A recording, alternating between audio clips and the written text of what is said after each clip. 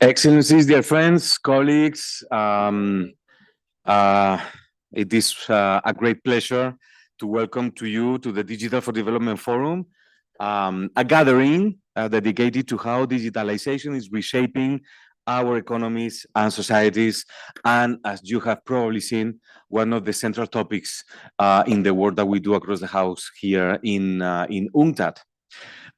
Today, technological change is transforming our world at a pace once unimaginable. Digital technologies are changing how we produce, trade, and connect. Artificial intelligence is driving new business models and enabling entrepreneurs to scale faster than ever. Blockchain and digital payment systems are unlocking cross-border commerce, strengthening regional value chains, and digital platforms are connecting startups, innovators, and consumers across borders, fostering integration and inclusive growth, among many other things. While digital technologies offer unprecedented opportunities to advance inclusion, resilience, and prosperity, they are also deeply disruptive, creating both winners and losers. Still, 2.6 billion people remain offline. Too many women, young people, and communities in developing countries are excluded from the digital economy. Without deliberate action, digitalization may widen inequalities rather than close them. Ensuring that the digital revolution becomes a driver of development is one of the most urgent challenges of our time and lies at the heart of this forum and, again, of this institution. This afternoon, our discussions will focus on two key dimensions of digitalization that are central to building a more inclusive digital future and to UNCTAD's mission. One, women digital entrepreneurs, and two, digital opportunities in the global south. On women digital entrepreneurs, I want to reinforce that to make the digital economy truly inclusive, it must offer opportunities for all and be shaped by both women and men. This year marks the 30th anniversary of the Beijing Declaration and Platform for Action, a landmark global commitment to gender equality. And likewise, the Global Digital Compact, adopted just a year ago, calls for expanding inclusion in and benefits from the digital economy for all. Turning these commitments into tangible results remains a shared challenge and a responsibility demanding innovation and partnership across sectors. In this forum, we especially want to amplify the voices of women digital entrepreneurs in the global south, women who are driving digital transformation within their communities and ecosystems. UNCTAD's recent study, Breaking Down Barriers for Women Entrepreneurs, Insights from Africa, highlights both the opportunities and the persistent challenges in this space. Digital platforms and cross-border e-commerce are helping women overcome traditional barriers, expand internationally, and create jobs in their communities. But yet, systemic obstacles remain. For limited access to finance, digital infrastructure, and skills, to enduring gender biases and policy gaps. What is clear is that when women entrepreneurs are empowered to fully participate in digital trade, the benefits extend far beyond individual success stories. Their innovation and leadership strengthen resilience, generate jobs, and drive inclusive growth. And the best part is that we don't not only advocate about that, but we have data that proves all of these statements. What is clear, the second dimension is digital opportunities in the global south. And here, across Africa, Asia Pacific, and Latin America and the Caribbean, countries, again, are demonstrating how digital tools can strengthen regional value chains, boost trade, and foster cooperation. And here again, however, many still face significant hurdles. Uneven infrastructure, limited digital skills, fragmented regulations, and systems not yet ready for cross-border digital trade. These constraints limit countries' ability to fully seize the opportunities of the digital economy. So, while digital delivery is driving growth in global services trade, digitally less advanced countries are falling behind. For example, the share of digitally deliverable services exports from the least developed countries has declined over the past decade from 0.26% to just 0.17%. Similarly, cross-border e-commerce remains limited within most developing regions. Therefore, in the second session, we want to explore how regional integration can unlock digital potential by learning from success stories, that we have many, have to say, and tackling the barriers that still hold us back. Building resilient, competitive, and inclusive digital economies requires shared effort, vision, and collaboration. So, ladies and gentlemen, dear friends, excellencies here with us today, the promise of a digital economy for all will only be realized if it is inclusive and equitable. That has been our motto from the international institutions since long ago. Digital transformation is not neutral. It reflects the choices, the priorities, and the policies we put in place. Our collective responsibility is to ensure that it becomes a tool for empowerment, leaving no one behind. UNCTAD is proud to work alongside member states and regional organizations on this journey, strengthening digital readiness, supporting entrepreneurship, especially women-led ventures, and advancing regional integration. Together, we can make digitalization a force for inclusion, opportunity, and shared prosperity. So I wish you fruitful discussions and look forward to the ideas and partnerships that will emerge from today's dialogue, even if I won't be able to stay until the end, because as you know, these events, we are jumping from one event to another, and then you don't know anymore where you are. So, and the most important and interesting part is actually the discussion and all the ideas that you will bring to the table. That's why we are carrying these events forward. So I really encourage you all to participate and to be as bold and as forceful as you can be. Thank you. Thank you.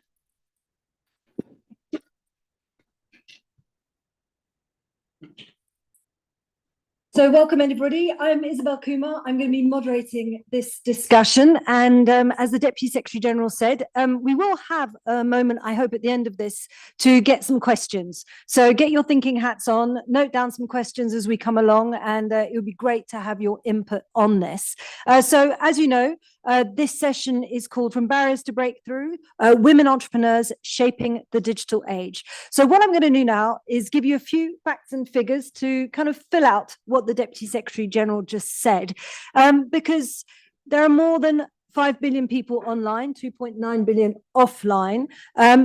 But the good news is we are slowly moving towards gender parity when it comes to people who are using the internet worldwide. So there are 70% of men using the internet, 65% are women, and that's according to figures from the ITU.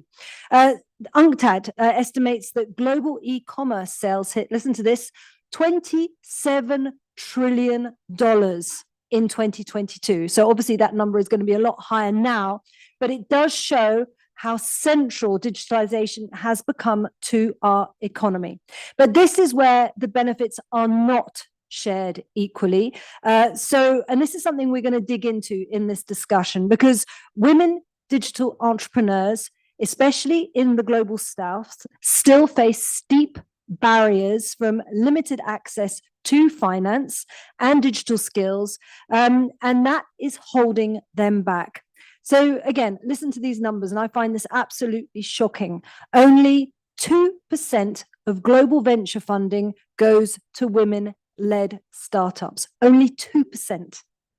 And in UNCTAD's latest report that you just referenced, breaking down barriers for women digital entrepreneurs, nearly 70% of the women who were surveyed said they faced challenges accessing finance. So really backing up those figures there. They can't secure loans because they don't have assets to guarantee them, or their profit margins are just too small. So what we're going to do in this session right now is try and change the conversation, change the paradigm, understand what actions can be taken, because we're looking at concrete ways to see how entrepreneurship can become a real driver of inclusive growth that opens doors but does not close them. So we've got a fabulous panel. I'm going to introduce them. We're joined by entrepreneurs, policymakers, researchers, and diplomats, and they're going to share how smart policies, how bold actions and business strategies and global partnerships can start to close this gender digital divide and make sure that women take their much deserved front seat in the transformation. So I'm joined by, where is he? There we go. His Excellency, Mr. James Baxter, who is the Ambassador of Australia to the WTO. I'm joined here just next to me by Ms. Helga Elisabeth Zeitler, who is the Director for UN and EU Affairs at the German Ministry for Economic Cooperation and Development. Dr. Vena Arunsu, who is the founder and CEO of Kia Medicals in Benin, and she is also an UNCTAD eTrade women advocate for Francophone Africa.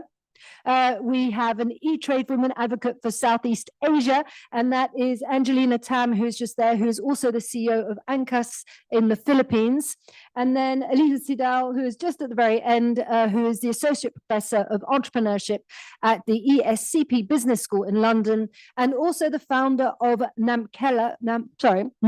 Elka, a platform which is dedicated to empowering African entrepreneurs. So we're going to hear a lot of human stories to see how this transformation can empower women entrepreneurs and change the paradigm. So are you going to stay with us a little bit longer? As much as I can. Okay. Don't be you the one that is too big. I have already my people who will tell me when to go. So I will look this side so that I don't look at them. So.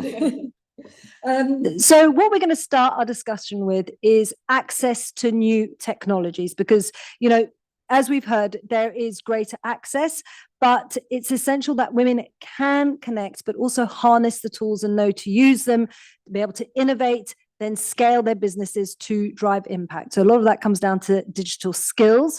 I'm going to turn now, I've got everybody on first name terms. This is a friendly room. So Helga, over to you, because, you know, new emerging technologies like AI are transforming economies, but we hear again and again how bias in AI could ensure also that a lot of women are enabled to kind of reach some sort of gender parity, but the likely scenario today is that it's going to reinforce existing divides. So what do you see as the most important steps to ensure women can fully access and benefit from these technologies?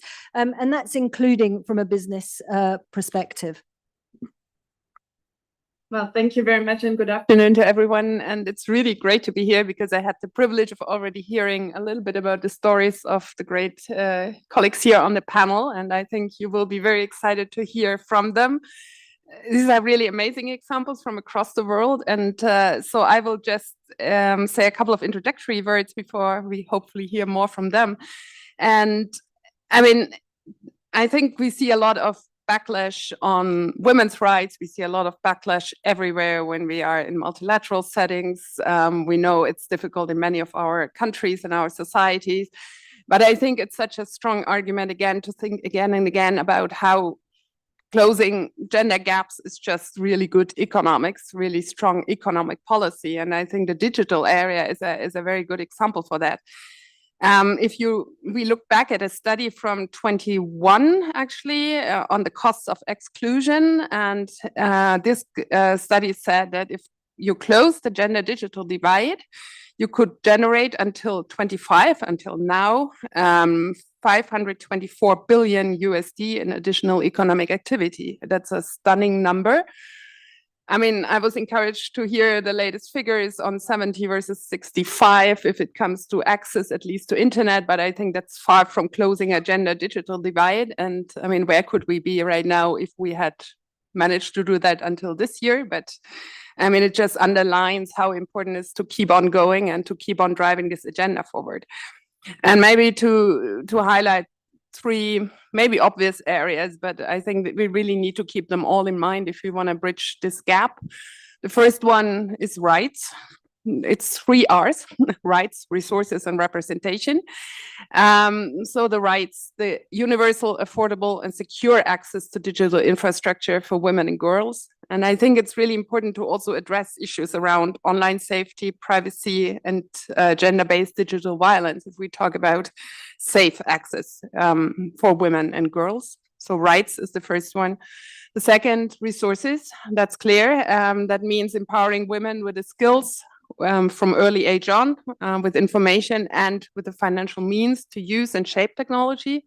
And I mean, we heard already the point about the challenges in access to finance. We will come back to that, I guess, but this is a big challenge at the moment.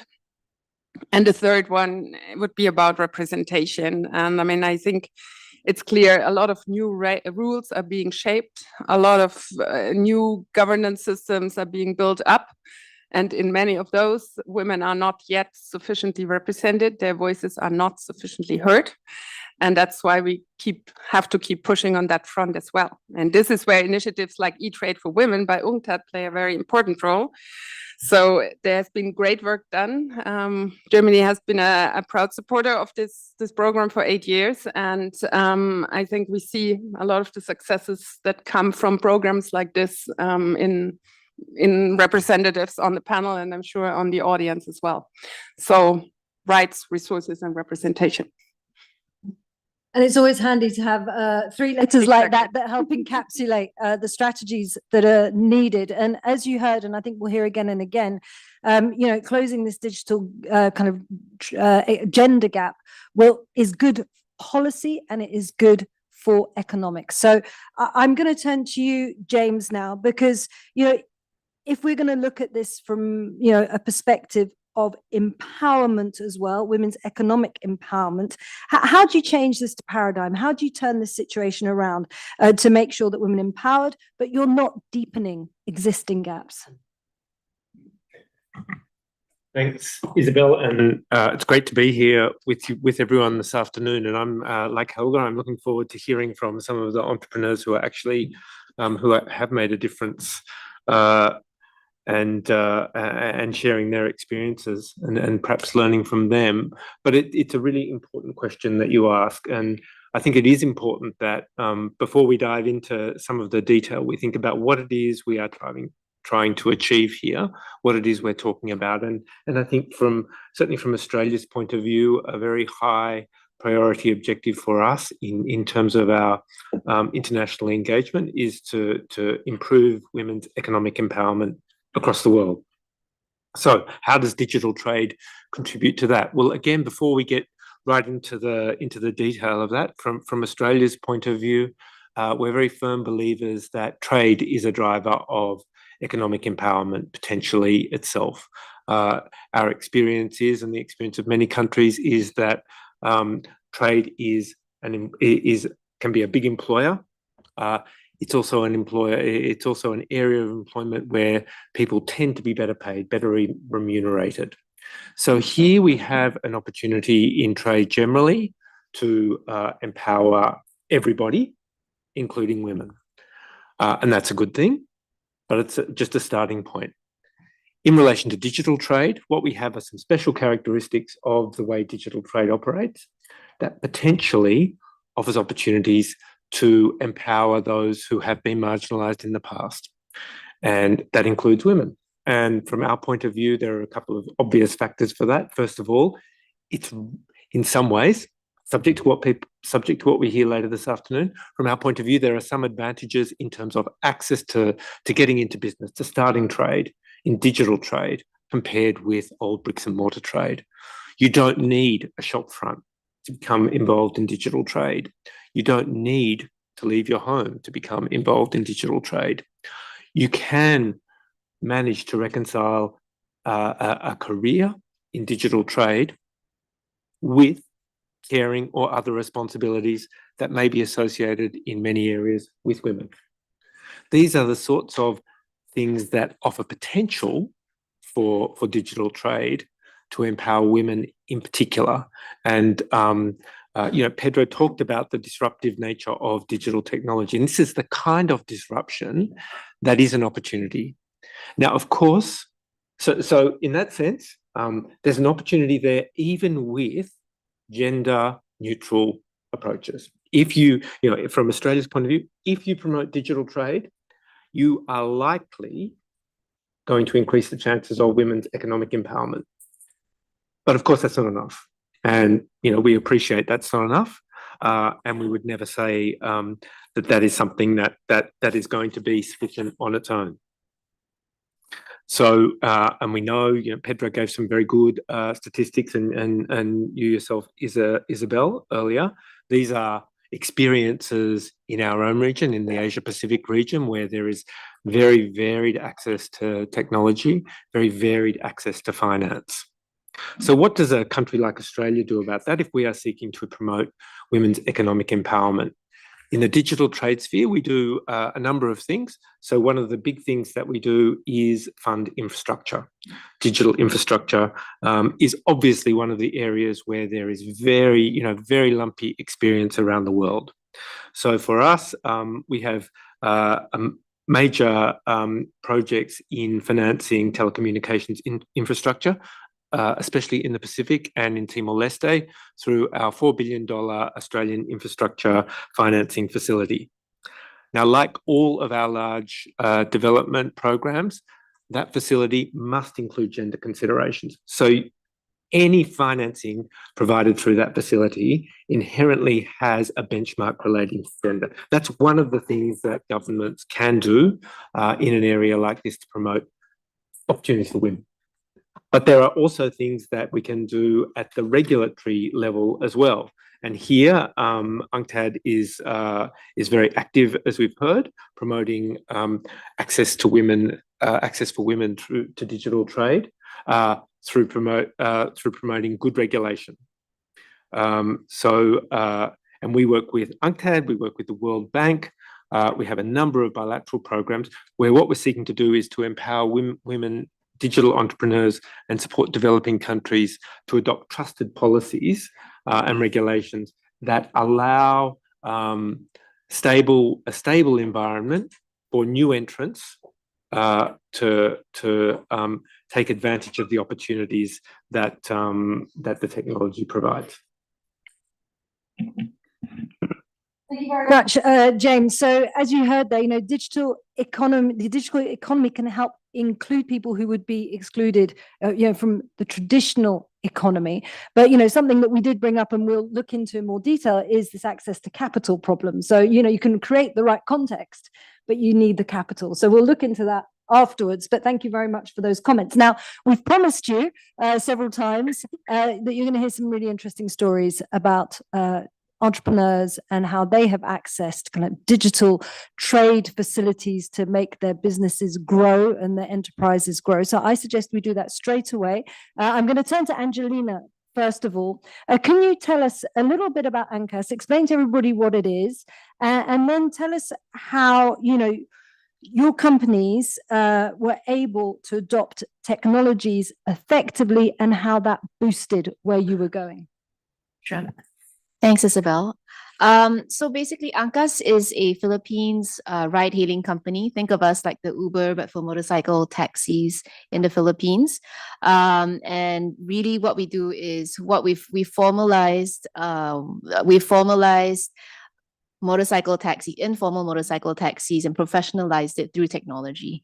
And this wasn't that easy, right? Because the people that we were trying to use technology with maybe didn't have smartphones, right? Or didn't know how to use the app properly. And that's some of the learnings that we had to go through. But what I've really seen is that whenever you need someone to adopt technology, it's always going to be uncertain, and there's always going to be a pushback because you're trying to move someone from status quo, and that's always the difficulty of it. But what we've seen is there's three things that really helps to drive adoption, and that's motivation, benefit, and ease of use. right? So motivation basically comes from purpose. So in this case, our purpose was clear. We wanted to solve traffic and create livelihood opportunities. And that clarity made our team and bikers embrace these digital tools, even though it was very uncomfortable at the start, right? Because of the unfamiliarity of it. And then this goes to my second point, you need benefit. Right. So the benefit needs to be tangible and it needs to be felt very quickly.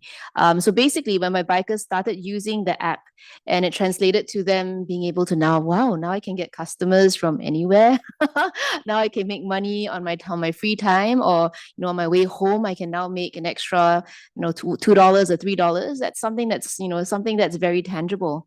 And I think that's really what led to more enthusiasm, more uptake, and then and also it really led to them talking about it to their friends, right? So as much as digital technology is important, word of mouth on the ground actually carries a lot of weight.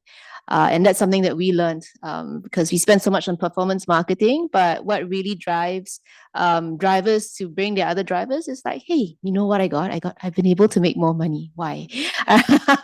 And I think lastly is then ease of use, right? So for we have about 70,000 partner bikers, and Angkas was really one of their first digital platform experiences, right? They have no experience with signing up of anything, being able to put in the registrations and such not.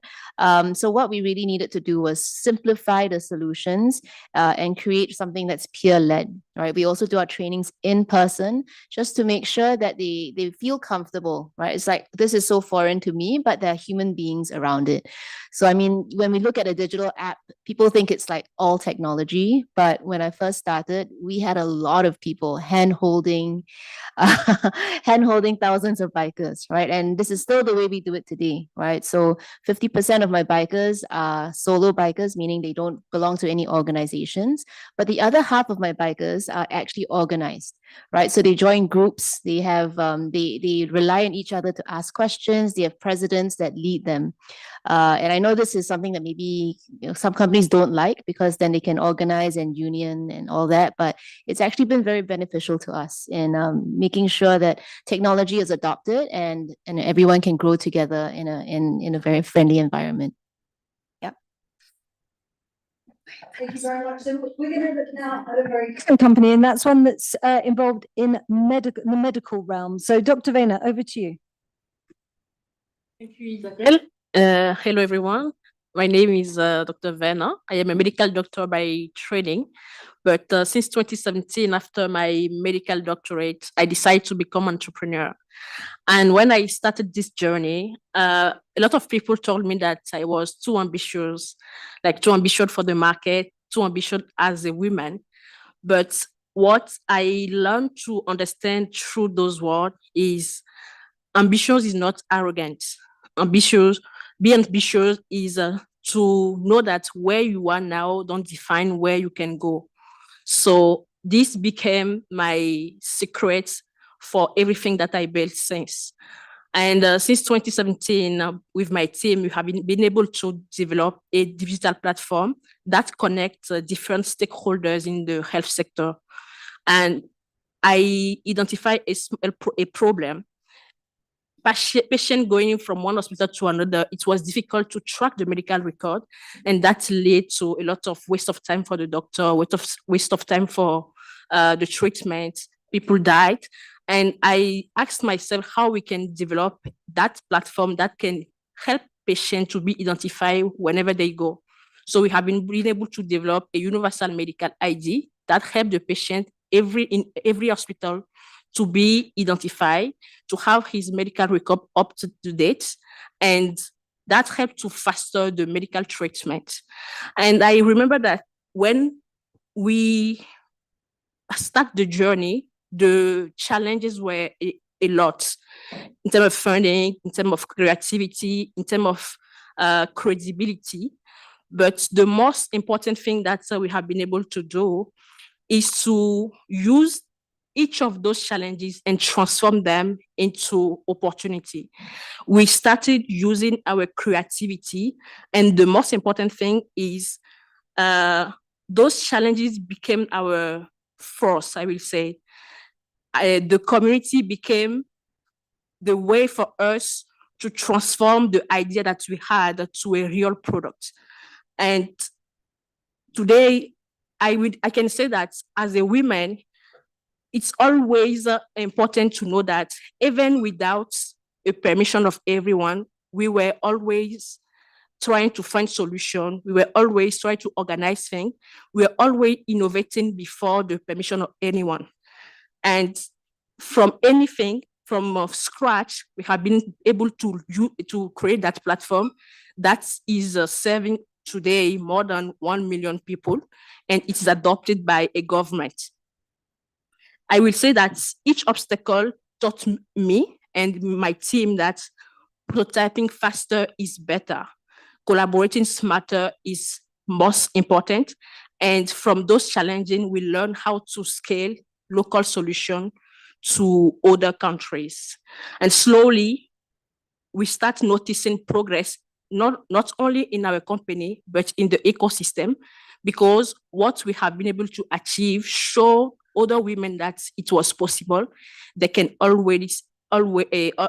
also try and take the part. And the main lesson that I learned, I will say that technology don't empower women, but women empower technology. I will say that when women innovate in the digital space, it's more human, it is more connected, it is more human-centric. And it's important that more women create in order to make the digital future more bright. Because women don't just create a digital platform, we create a bridge. And from that, I will say that the future of the digital is not only a technology challenge, it's also a human challenge, it's an economical challenge, it's also an ethical driven challenge. And women have a key role to play in that space. And today I will say that I'm not just standing here as someone that's reached a destination, but I will say that I'm just a proof that it's possible, and other women can also take the same path and do better and bigger than us. Thank you.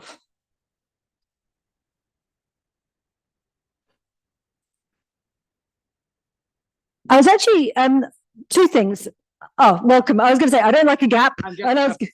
Thank you. And do feel free to join into the conversation anytime you like, Torbjörn. So before we move into the next round, I just wanted to get Angelina, you to just react to a very poignant thing you just said, Dr. Vena, which was that women empower technology. They make it more human. What are your thoughts on that?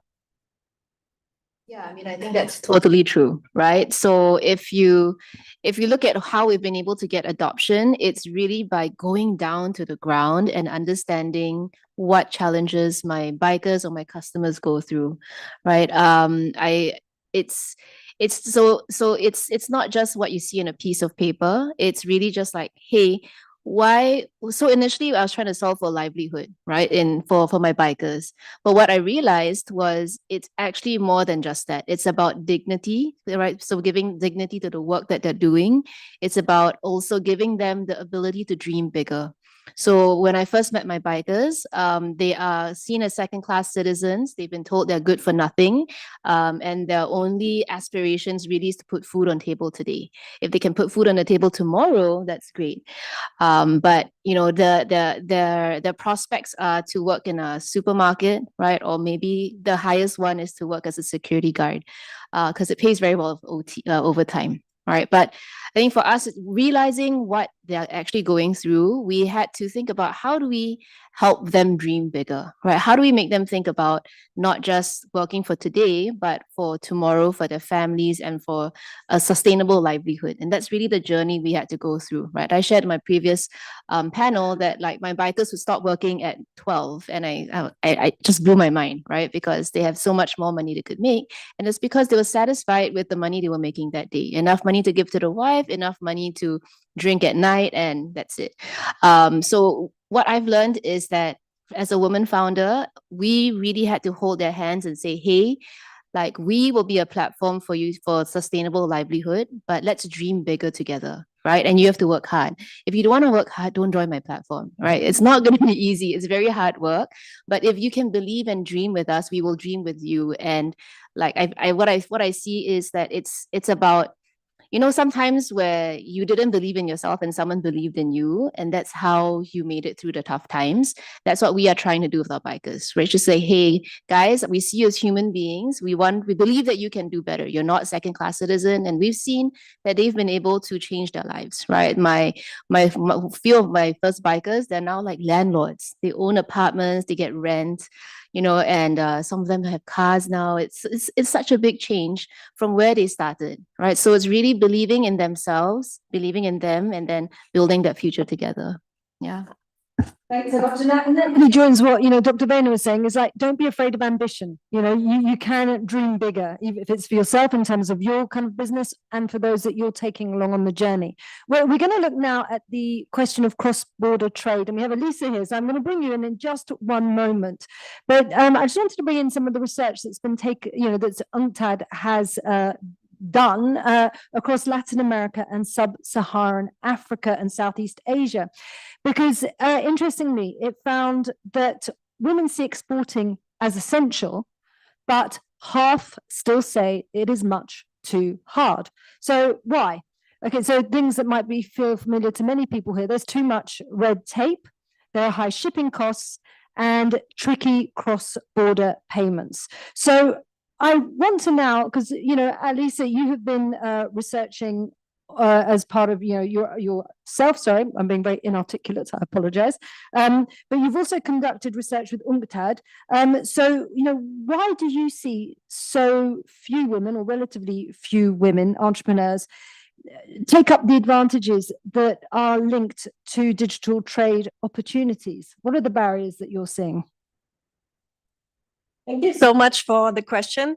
So in the end, if we look at it, and we have seen it even in our study, is there are not so, I mean, there are quite a few female founders already starting to export, starting to engage in international trade.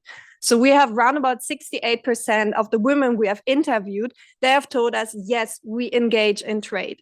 So it might not be even the issue about having access or getting started. It's not like the biggest barrier to say like, oh my God, I don't want to get started. The question is more like, so what's then still the challenge when you're already engaging in it? And it's interesting to see, because if we look at how impactful and how strategic is the export, it's kind of surprising to see that it's only from 1% up to 25% of their whole revenue. So they engage in export, yes, but actually it's just a tiny part of the whole revenues that are making. Considering the situation in which doing exporting for the very first time, starting it, it's a very, very painful process by all the things that you have just mentioned, Isabel, like the payment system, cross-border things, regulation, policies. It's really challenging. So the real challenge and dilemma in a way is actually that they start, yes, but how they do it, there is a challenge. And so we, within the interviews, had the chance that we were actually able to ask them more questions about how do you actually do the exporting. And then there was one very common pattern. It was just driven by coincidence. It was driven by because they know a friend of a friend who has been to France, who has been to the UK, and so they started to do some export. Stories that they have shared with us is very simple. So someone with a luggage, some friends are going and they travel back and forth and they get started. But the issue is that they have no idea if there's a product market fit, because they don't know if there's a strategic kind of idea behind entering into a new market. They do it because they believe it's a great opportunity. My local market is not big enough. There's an opportunity. Someone is telling me to help. I jump for it. But this jump can be actually quite challenging because we know the process is very painful. And that's why it's creating, in the end, kind of a dilemma, because you are wasting maybe a lot of time in doing some exporting, but the exporting is not a key strategic value for starting your business. And so this is one of the biggest challenges. The question is more about the how they're actually doing it and helping in improving to move from a very kind of coincidence-based approach to a more strategic approach when it comes to export. Okay, so thank you so much. And I think that's fascinating, you know, that your research highlighted this coincidence side of, you know, jumping to cross-border trade. But if we were to now focus on the opportunities therein, James, you know, what do you see as the biggest opportunities that can be unlocked for, you know, women-led digital businesses that are engaging in cross-border trade? Thanks, Isabella. So, I mean, I think it's, you know, just picking up on what Elisa and then Angelina and Dr. Vena said, it's really thinking about how, so even though Angelina's business and Dr. Vena's business are not cross-border, I think a lot of the barriers that they're facing and a lot of the ways that you can facilitate access to trade are going to be similar things. So it's going to be about increasing knowledge. So, you know, in Elisa's case, it's personal connections. So how do you increase understanding of the opportunities that are out there? How do you make people think, maybe I can go into this business? Maybe this is something that's worthwhile. There are, you know, I think in both cases, the entrepreneurs we have here with us this afternoon, I think they're among that very inspiring class who perhaps came up with the ambition, the aspiration, the courage to do it themselves. But not everyone is going to be like that. And I think there are programs here, and we can talk about the eTrade for Women program and others like that as performing an important role at the grassroots level, in particular, in getting out the story that it is possible for someone with, you know, relatively limited time, relatively limited access to capital to make a change in their lives in a way that's going to empower them economically. That's one thing. I think also it's about cost. So we can talk a bit about access to finance, but again, there is, when you're talking about digital trade, there are a whole lot of costs that don't relate to digital businesses that do necessarily accrue to other businesses. So the question is, how do you keep that to be the situation? How do you stop, in fact, cost rising? And so this is a government employee. Many might think that when a revenue stream emerges in a country, that governments see an opportunity to earn revenue from that. And they may think that a way to do that is to start charging. Well, maybe that gets in the way of the opportunity that especially MSMEs have of making a new business work, because the marginal cost can really make a difference at that level. So I think keeping a focus on the costs of business, whether it comes to licensing, whether it comes to other charges that may attach to a business. These are some of the things that we can look at. Then when it comes to cross-border trade in particular, I think there is something about coherence of regulatory approaches.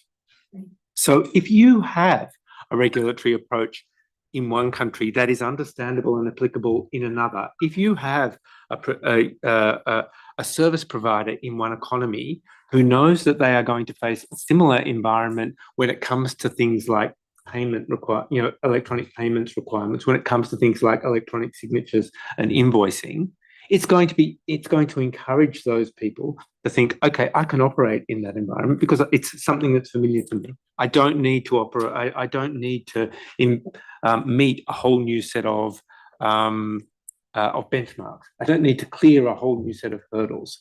They're the sorts of things that we think that governments can do to promote growth of digital trade, but also importantly, growth of opportunities for MSMEs, including women-led MSMEs, to participate in that part of the economy. Thank you so much. And I'm going to put Angelina and Dr. Vena on the spot in just a moment to get you to react to what James just said. And I will come back to you, Elisa, in just one moment too, just so everybody knows where I'm going. But James highlighted, Dr. Vena and Angelina, some very interesting points that, you know, you have to increase knowledge and access. That's vital. Finance, you have to keep a focus on costs. So incremental costs can really mount up, and it's really essential to keep an eye on that. And that it's, if you're looking at cross-border trade, on digital trade, you know, if you can eye countries that have a similar regulatory approach, that is going to ease your way in, if I've understood correctly. Do you agree with that, Angelina? Thanks for putting me on the spot.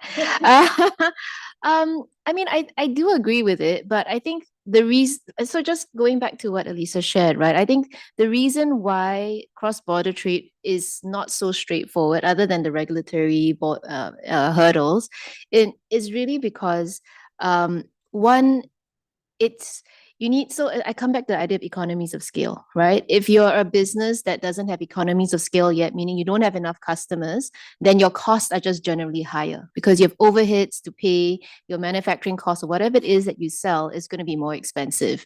And when you are going into the international domain, then you're now competing with people who probably are at economies of scale, right? They're able to produce something or provide a service at a cost that you may not be able to compete with. And I think that's the first thing. And then if you want to charge more for whatever product or service you're providing, then you need branding, right? Because that's the only way to differentiate something that's a utility, so to speak. Right. So if I'm selling rice and they're selling rice, like, okay, why is your rice? Why should I pay more for your rice? Because my rice is like organic, it's from the mountains, it's good water, whatever that is, you need branding and marketing. And that unfortunately also costs money. So I think that's for me the real challenges on the ground as a business, and why it's not accidental now that people go over is because, oh, I believe in your story that you just told me about your rice being, and so awesome.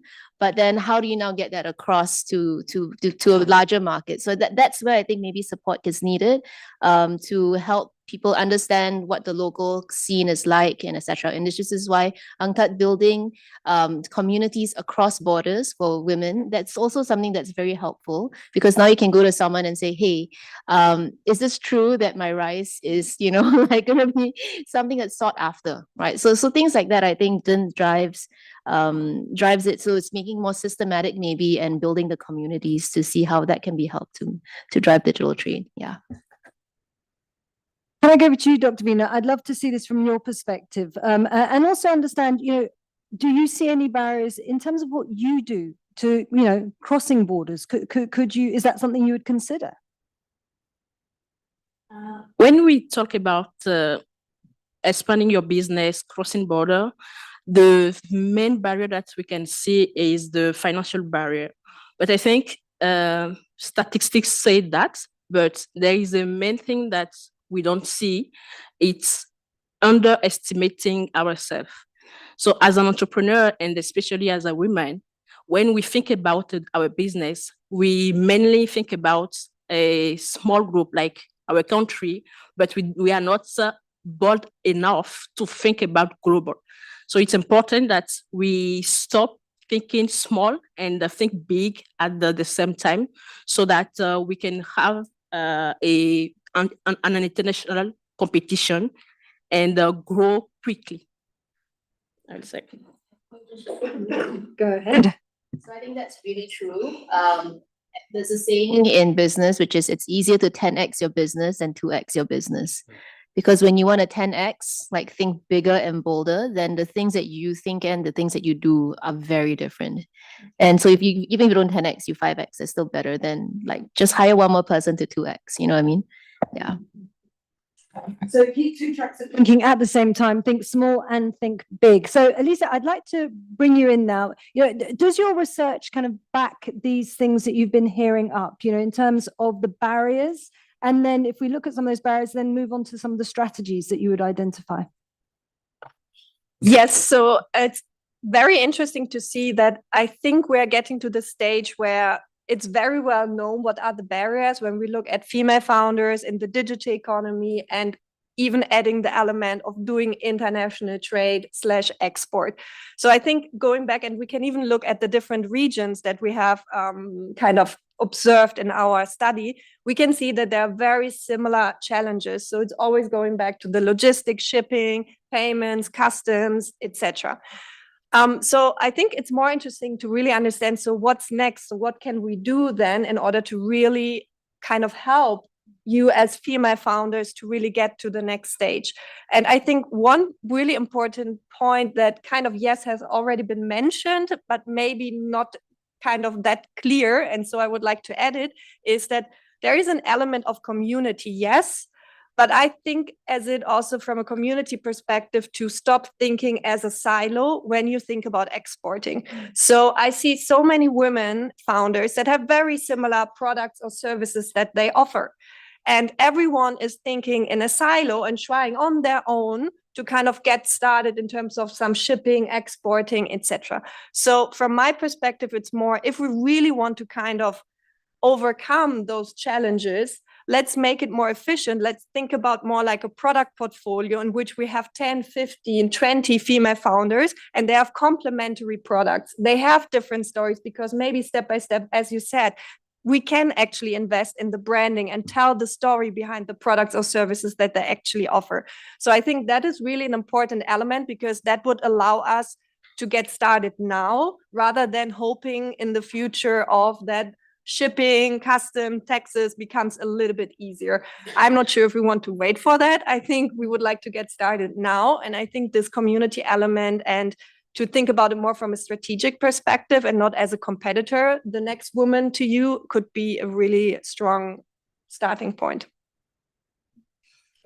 Fabulous, because I am now going to get you, Helga, to comment on this because we've heard some of what's been said, to allow better access to finance is going to be obviously a game changer, but breaking down silos and leveraging this kind of community aspect to just create new strategies to allow better digital cooperation and cross-border trade would be, also a game changer, and enabling founders to, I suppose, think small and act big and move to the kind of next stage more quickly. So how can governments help in supporting that? What have governments identified from your perspective?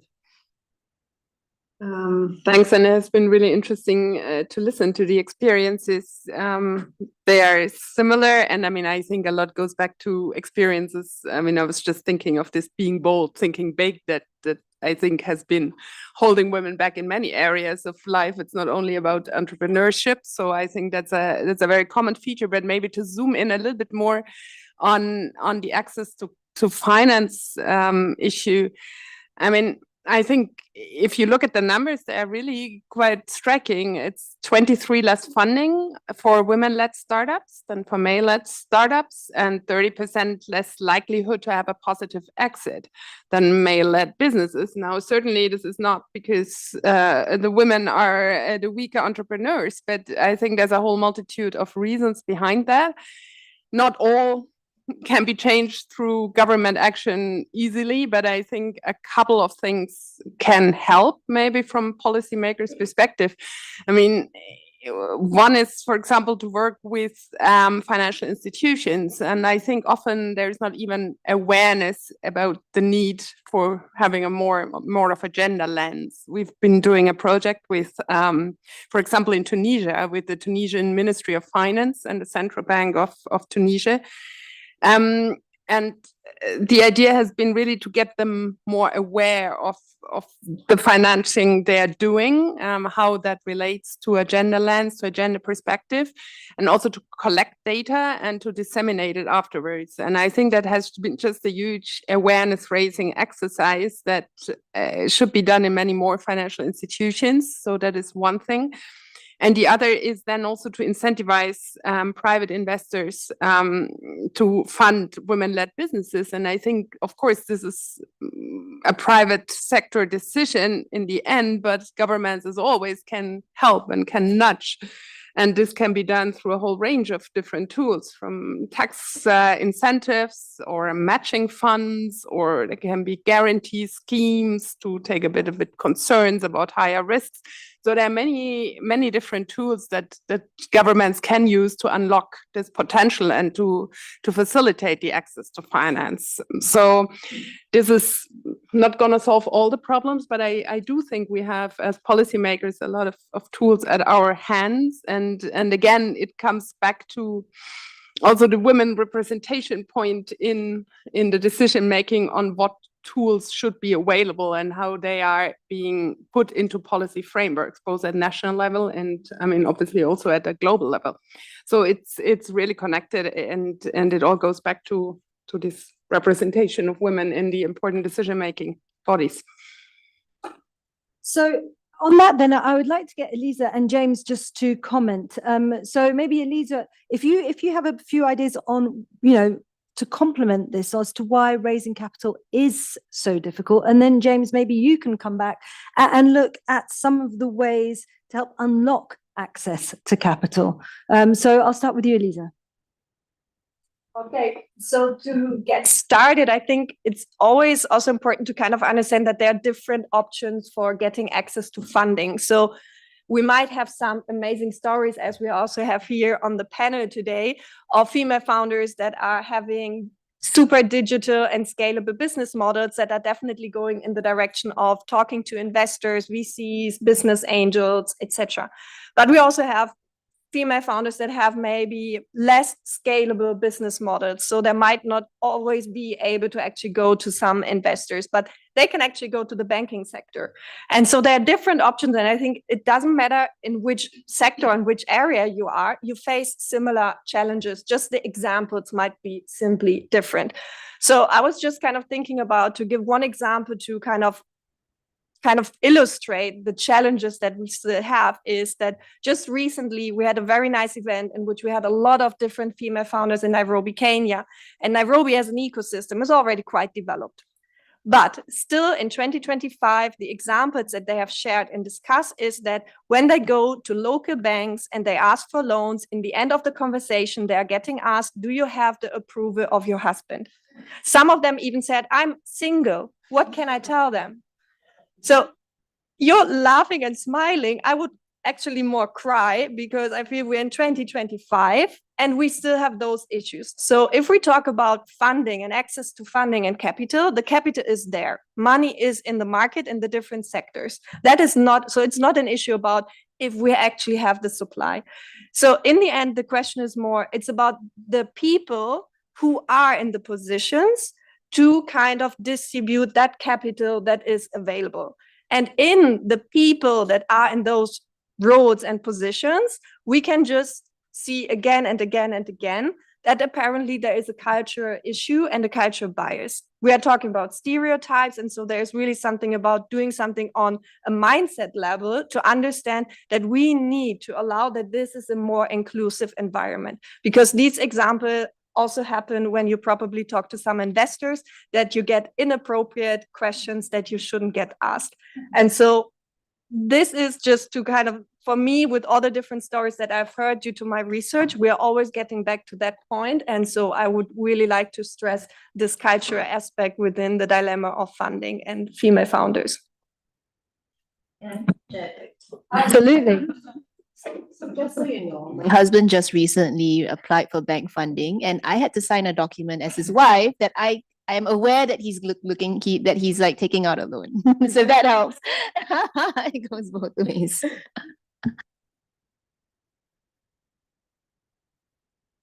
Is a situation where there needs to be a change of mindset.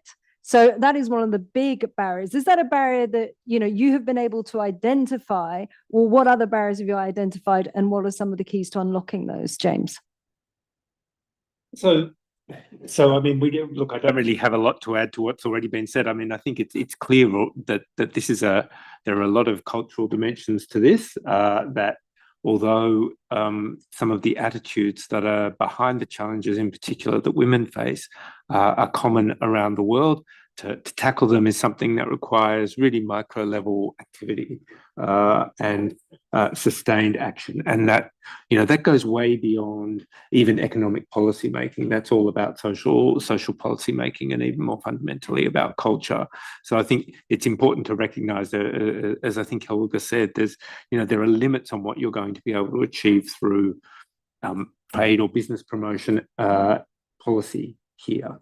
But there are some things that you can do, and just as Helga mentioned, Germany has some programs. For example, in Africa, we do have programs where not only we work with financial institutions on enhancing understanding of the capacity of women to participate profitably in business, but then some of our development program as well. And we've had some quite successful programs in Southeast Asia and the Pacific again, where the government has directly been involved in programs that provide microfinance for women, specifically specifically dedicated to women. Now, this is all very granular, and this is not about changing the world in 1 or 2 years.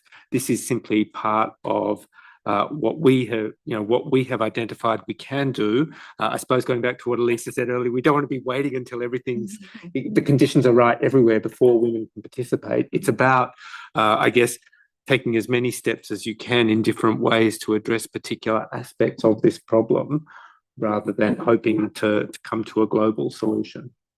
Okay, so I'd be interested to know some of the barriers that you faced, when you were starting out in terms of access to finance, and how you overcame those. I will say that access to finance is a common standard that we all know.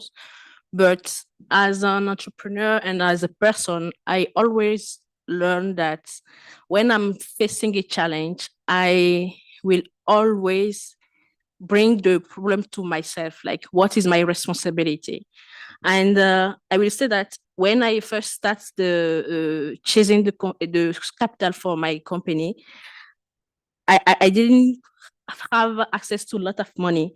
I went to a room where people were just look at me with a polite smile, with doubts, with asking themselves, what can she bring on the table? And even some investors ask me, it will be important that you have a male co-founder. And I smile, but I stopped seeing those no as a rejection. I started hearing those no as a lack of imagination. When people cannot imagine that you can succeed, it's difficult for them to visualize it. So it became my responsibility to define what should be my own identity. So from nothing, we started go to people, the first people that believe in our idea, and use the small fund that we had to create the proof of concept that can be doable and we can show. And at the same time, we start using our community users as the great show of concept. And from that scratch, we have been able to develop a solution that is testable. And from that, we start drawing traction, we start drawing visibility. And the same investors that were look at us, starting calling us now and starting asking how they can be part of what we were building. And so that was a big shift for us. And at the same time, that was for our beginning. But at some point, when you reach some level, it's important to shift from the low playing role and go to the scale. And at that stage, it's important to have some support from the government. And we all know some big champion, big player in the world, like Amazon, like Facebook, like Tesla. But all those champions didn't build themselves from scratch. They got some support from the government to accelerate the growth that we are knowing for them now. So it's important for our own governments to know that they have a big role to play in the scaling stage. Especially, it's important to define a clear intention to invest in women, to promote some digital champion as a woman in order to show the room for other women. The thing is that I'm not blaming fathers in the room. When women have to build some door from scratch, from nowhere, they make sure that the door is large enough so that other people can walk through. Because it's in our inner DNA as a mother, we think about other before ourselves first. So when we make sure to create door for women, we are creating door for many millions of people. So that is key for our government to know that, but also for investors. Investing in women is not just a charity, it is a smart thing to do. And that's make sure that we are creating a lot of opportunity for other women and other generation to build a more brighter digital future. Thank you so much, Dr. Vena. And those words ring very true. You know, investing in women is the smart thing to do. But what I wonder, Angelina, is, you know, did you face similar barriers? Did you face, you know, similar discrimination? You know, where do you need to get a male founder on board with you? That kind of thing? Male founder, my husband is a founder with me. So that's a different story of challenges.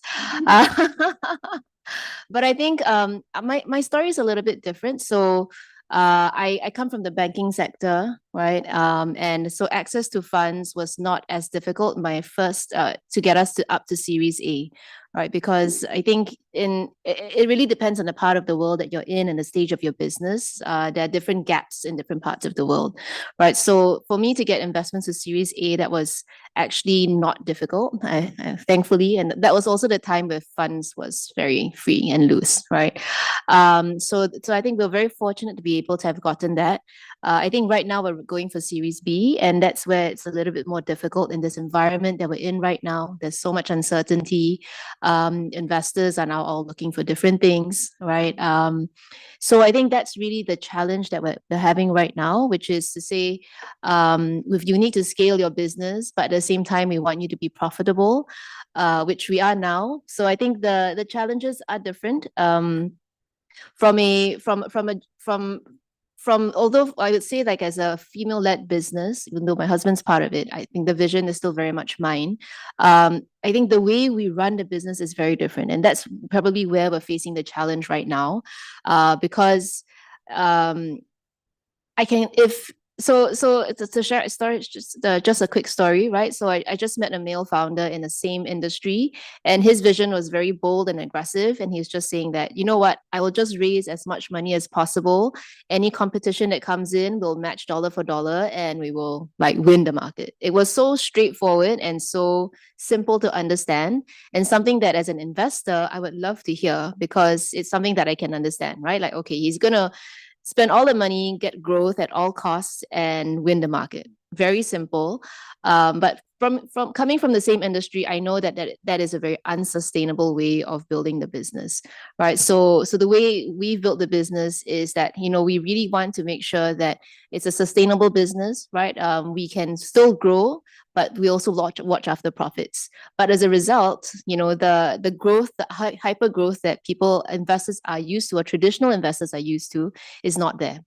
Right, which is where I think this is where Dr. Vena was also saying that this is probably where government needs to come in. And I think we also need to redefine what success looks like for companies, right? So if I'm not going to be a super hyper growth, grow at all costs kind of business, then maybe the traditional investors may not be the right ones, right? Because at the end of the day, they're doing math, right? If I invest 20 million in you, I need to 5x in 5 years. And if you can't give that to me, then we don't have a deal, right? But then if we redefine what success looks like, which is like, hey, you're actually building something that gives jobs to, you know, tens and thousands or hundreds of thousands of people. You're helping to build the local economy because you're making money here, you're spending money here, and you're now building this like self-reinforcing buttress roots for the communities.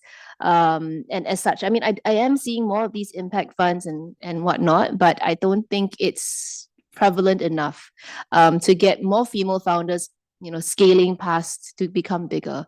So I think that's really the other thing that I would like to say, which is we need to get more of that, redefine what success looks like, and be able to have funds to say, hey, okay, you may not give me 5x, you can give me 2x, but there's also these other metrics that you hit or, you know, or surpass. Yeah. That's a super important point, that, yeah, redefining what success looks like. Now, Torbjørn, I know you want to jump in quickly. You do want to jump in? Go on then. Thank you, Isabel. You're too kind. But I cannot resist. And it's always the same thing when I sit together with the eTrade for Women advocates and other excellent speakers as well. And for those of you who don't know who I am, I'm leading UNCTAD's work on e-commerce and digital economy, where eTrade for Women is one thing. And I think just a few quick reflections that I think are important. First of all, the point that Dr. Vena said, it can be done. It's so important. What you have achieved is in Benin. It's a least developed country. It is not Indonesia or Philippines or anything. That's so very important. The other thing is that just through the two representatives that we have here, they show that the opportunities for women entrepreneurs in the digital economy is not just e-commerce. It is ride hailing here. It is in the e-health sector, sort of. But it's all the other areas where you can produce things using the digital technologies and how you can use things thanks to the digital technologies. It's a broad spectrum, which is very visible in the network of women entrepreneurs that we work with.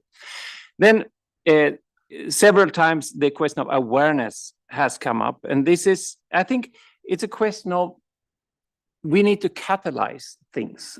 And there are good examples of what have been referred to by Australia and Germany and so on. And what we did with the eTrade for women, we also tried to catalyze something. We didn't see any women leaders in the digital economy, not even among developed countries. So we said, let's see, can we do something? And we could never have this convincing story that we hear from the horse's mouth. And I just want to take note of what we have achieved to date. We started this with the help of Germany. You're welcome back, by the way, if you want. We have a very strong partner now with Australia. We just signed a deal today with Switzerland, and we have other partners as well. But the point is that we're seeing the track record now. We're seeing that we can make a difference, even though the challenges are enormous, but by showing that it can be done and by working together. It's not just with the donors. We have also collaborated with the PIFs. We have collaborated with AREA. We will hear more from later with the UNCDF, with WIPO, with ITC. And soon we will actually be working with Audit because Viri is going to not leave us. She will just be our spy in Audit very soon, I hope. It's a question also of linking the entrepreneurs like Angelina and Dr. Vena and the other advocates who, by the way, are doing this without any remuneration. They are really an advocate for the UN, an ambassador for the UN's work in this area that is invaluable. So a big thank you to them. But the question is, how do we get governments then to learn what needs to be done?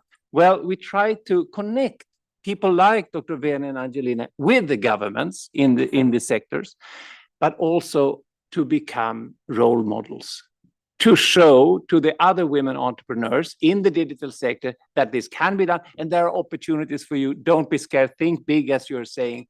We cannot convey that message as bureaucrats in the UN. But by providing platforms for people like you, we can make a difference. But we need to work together to this end. And I could go on. But thank you so much for letting me say a few words, because you're really doing an amazing job. And we need all of us in connecting the dots, as we say, to really move the needle. Thank you. What Angelina and Dr. Vena have done. I do understand that we have a representative of Consumers International here, who's Dr. Hugh. And I have a very brief question for you. Before we go back to this question of role models and leadership, and sadly time is running out, but if Dr. Hugh is here, could I just ask you briefly a question that looks at policy? Because the digital transformation policies don't only protect women in terms of consumers, obviously, which is more your remit, but also empower them as entrepreneurs and active participants in shaping the digital economy. So how do you integrate that gender dimension? And Dr. Hugh, are you with us? No. Yes. No. We also represent the delegation of the Go ahead. Thank you. Press the button. But Mike. speaking button. Yes.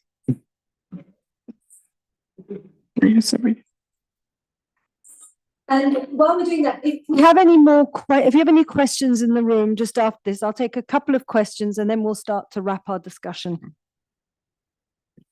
So one key opportunity that we identify. Mike. Again? It's already. Thank you.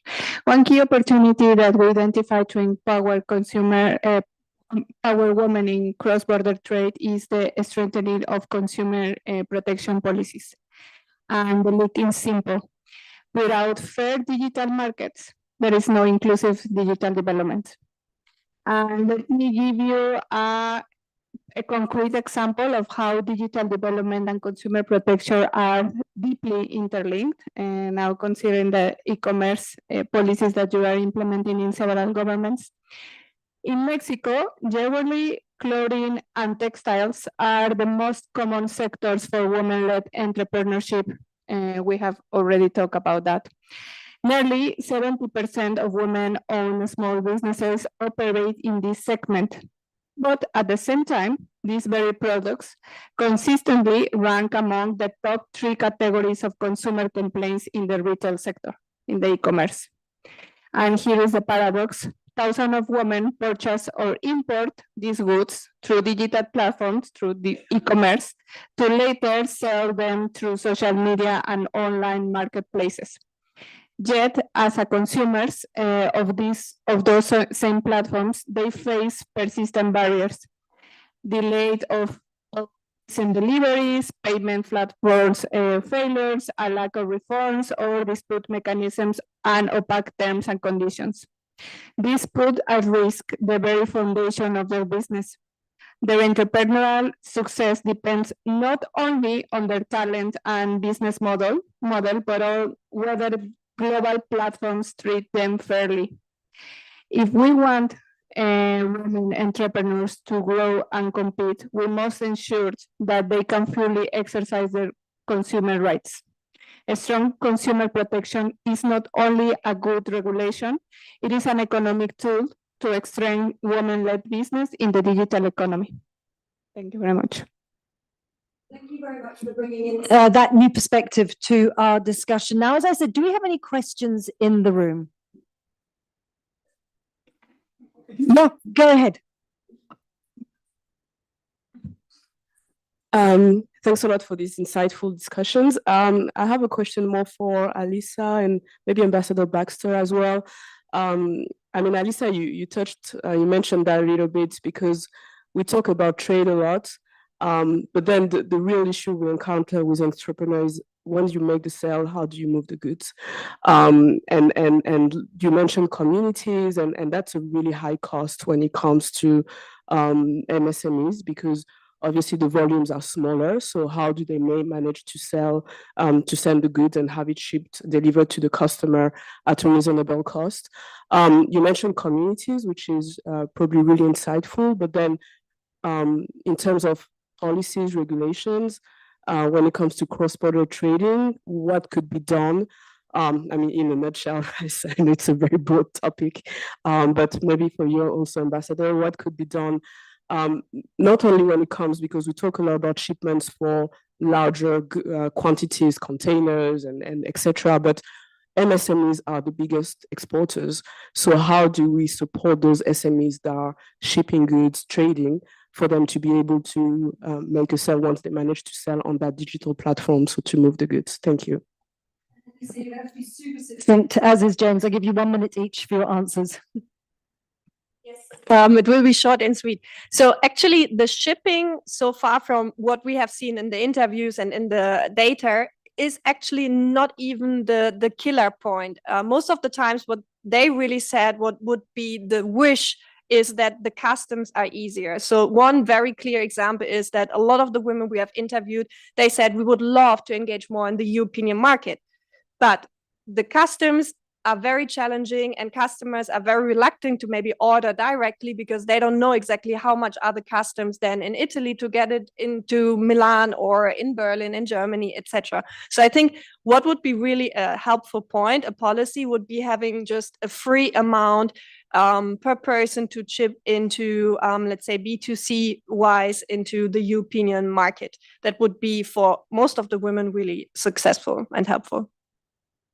Thank you. James, do you have anything to add there? Maybe very quickly, Isabella, and you can take it off my my wrap-up time. Because I was going to talk about this in wrap-up. I mean, I think the point about reducing friction is really, really important. And what I was going to say, it goes right back to the start about, digital being a relatively new form of business, a disruptive form of business.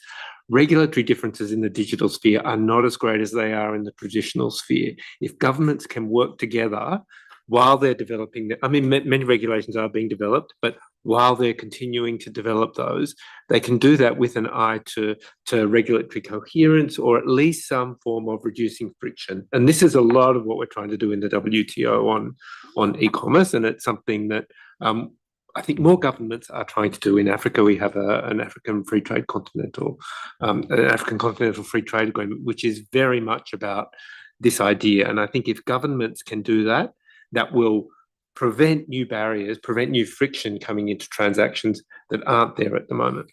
Thank you. Fabulous. So I will take you up on your offer. That is your concluding remark. So, because I was going to ask everyone for one key takeaway. So, one key takeaway from this conversation. And Helga, I'll begin with you. If you want people to remember one thing, what would it be in 1 minute only? Well, I steal your words about women empowering technology, and I think women would and will also always empower any governance they are involved in. So again, coming back to the need to have this female lens very strongly in whatever governance we are doing at multilateral, national, local level. And the second one, just very briefly, is the one about community, I think, and I hope that the ease of certain online technologies just helps to create much more of the community than was possible in the past, because I think these have been such great examples to listen to, and it will be inspiring for so many more people who have the privilege of just listening and learning from that. So I think there's a lot of potential for that. Thanks. There is a lot of potential for connecting the dots. So Elisa, over to you. If you could just pinpoint one hope for the future of women in the digital economy, what would it be? I think we already have everything available in terms of the skills, great ideas. So everything is there. I think in terms of the hope, it's really that we should exploit the opportunities and think in bold in terms of that we really get the visibility and the promotion actually that women deserve. So I think that's a way where we can get there, and it's kind of easily done through communities. As Dr. Vena said, every challenge is an opportunity. So can I go to you now, Dr. Vena? In few words, I will say that what we need today is not just more women in the tech. We need a more women kind of tech, I will say, and a digital world that connects instead of exclude, a digital world that lifts instead of divide, a digital world that can empower people more. And for that, we don't just need more entrepreneurs. We need women as the key architect of this new future. And we also need bold investor, brave policymaker. We need the citizens that are receptive, because a future that is created by women is making sure that everyone move forward. And that is important for us. As you said earlier, the door is larger when women are at the helm. And Angelina. Yeah, I mean, agree with what everyone has said. I just want to remind everyone that women think differently. Women also empowers the people around them. More importantly, women return roughly 35% more on every dollar invested in them. Right, I'm giving you guys good stats here that you can use. So I think there's a lot of reasons to support women entrepreneurs, to support women ventures, because it does not just help in terms of dollar and cents, but as I said, we need to redefine what success looks like, and that's in sustainability and livelihood and community building that we see. Right, so if that's one thing I want to take away, I just want to remind everyone of that, so that we can continue supporting UNCTAD's initiatives for eTrade for women and other such networks that helps to build community and builds network effect for us. Thank you. Thank you very much. We're hearing the same words come again and again. Now, I'm going to give the floor to Torbjørn, who jumped into the hot seat, just to give a 1 minute wrap up. And I personally would like to thank everyone for this fabulous conversation that was so dynamic and so insightful. But Torbjørn. Thank you again, and thanks to everyone. Wonderful panel. I love the dynamism in everything. But I think if this is a smart thing to do, if the good thing for the whole economy of the world in every country to empower more women to do what they want to do, which will also benefit everyone, then let's make sure that we can scale up those projects that are doing that to support that, because the opportunities are enormous. The potential is only tapped on the surface. We need to do better, and we can do it together. Thank you. Thank you very much.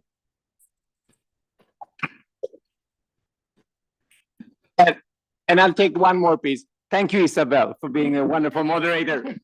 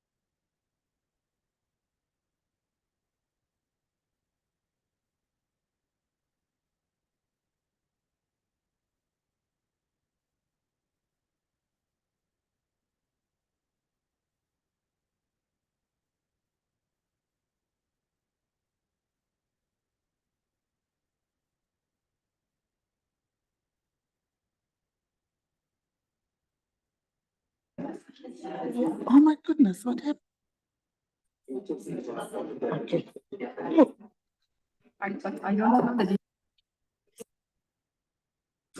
That's okay.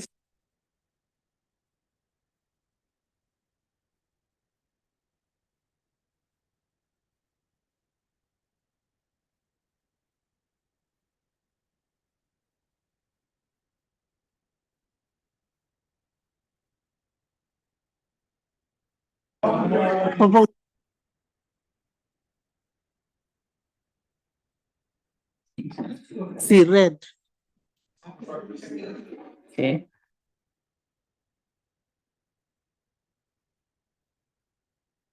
Is that yours?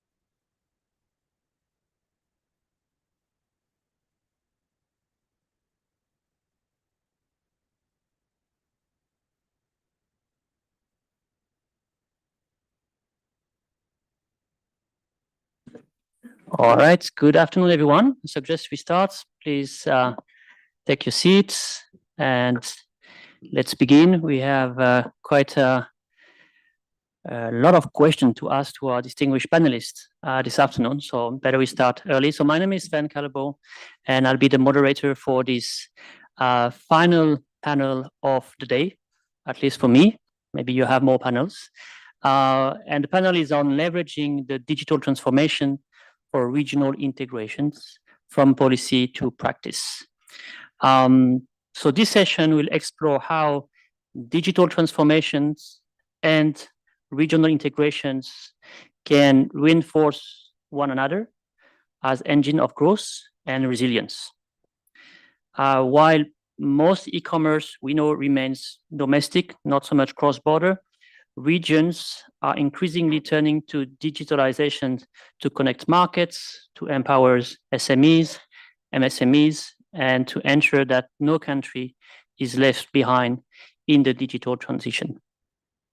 So each of our distinguished panelists, which I will introduce shortly, represent a unique regional, or in case national or institutional experience from Africa to Asia, the Caribbean, and the Pacific, as well as the Commonwealth as a cross-regional organizations.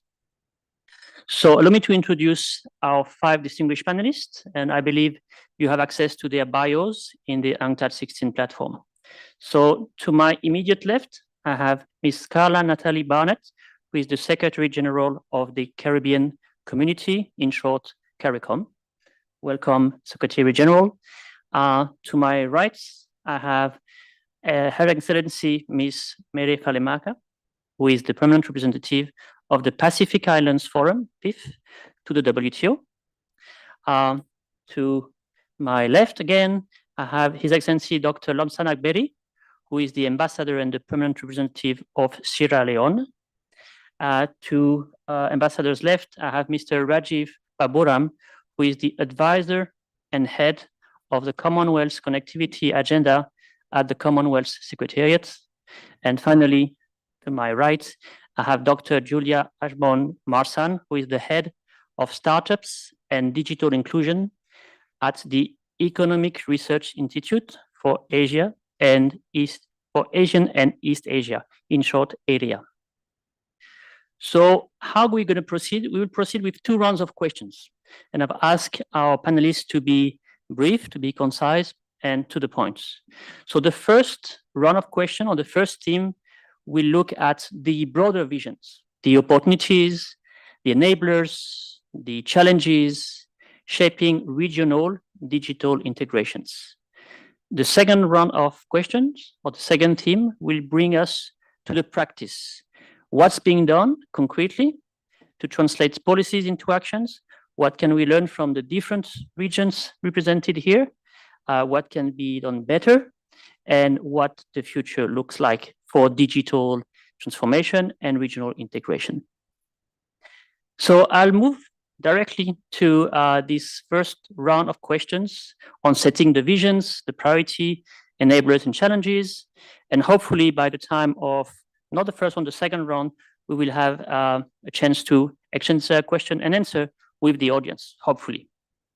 So first set of questions. So for the first theme, the key question is, what are the opportunities? What are the obstacles for leveraging digital transformations to drive regional integrations over the next 5 years? And I will start with Mr. Rajiv Baburam at my left. So digital transformation is no longer a national agenda only, it's regional and it's increasingly global. So let's begin by hearing how the Commonwealth is aligning digital priority to ensure that integrations delivers real economic opportunities. So I have a question for you, Mr. Rajiv. So first of all, I'd like to congratulate the Secretariat, the Commonwealth Secretariat, for the launching of the Commonwealth Model Law on digital trade. I think it was last month. And so across your 56 member countries, the Commonwealth Secretariat is building bridges through this connectivity agenda, which helps countries craft inclusive, interoperable digital economies. So drawing on this experience, what would you say are the main achievements, the lessons in fostering digital trade across such a diverse membership all over the world, these 56 countries? Over to you. And as you know, you have roughly 5 minutes to answer the question. Thank you, Seven. Thanks for the very warm introduction. That's a very interesting question indeed. But before we go on the achievements, let me just highlight very briefly what exactly is the Commonwealth Connectivity Agenda, in short, CCA. So the CCA was created in 2018 during the Commonwealth Heads of Governments meeting for a very specific purpose. And that specific purpose is to increase intra-Commonwealth trade to $2 trillion by 2030. So how do we do that? Digitalization is at the core of the CCA, and we operate through 5 specific clusters. The first cluster is about the digital connectivity cluster. So essentially, we support the development of national economies. We assist member states in terms of enhancing their business environment to promote digital trade. We have also worked on specific toolkits for digital trade facilitation. And I would say one of the main achievements of the digital connectivity cluster is about the launch of the Model Law, which was launched a few weeks ago during the ICT week in Jamaica, as Seven rightly mentioned.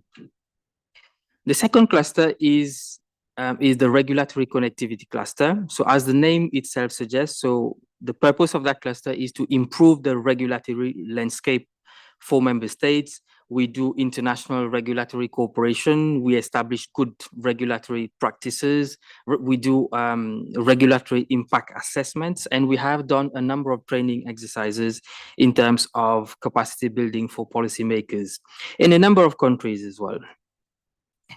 And the third connectivity cluster is the physical connectivity cluster, which is a very important one. At the end of the day, you can have the good regulatory framework, you can have the vision in terms of your digital strategy, but if you don't have the physical infrastructure, then it becomes very difficult. And we've been hearing a lot about digital divide since yesterday, and this is something that is a major concern for our member states. So the PCC, we have done a lot of work regarding digital divide to bridge the gap for the digital divide.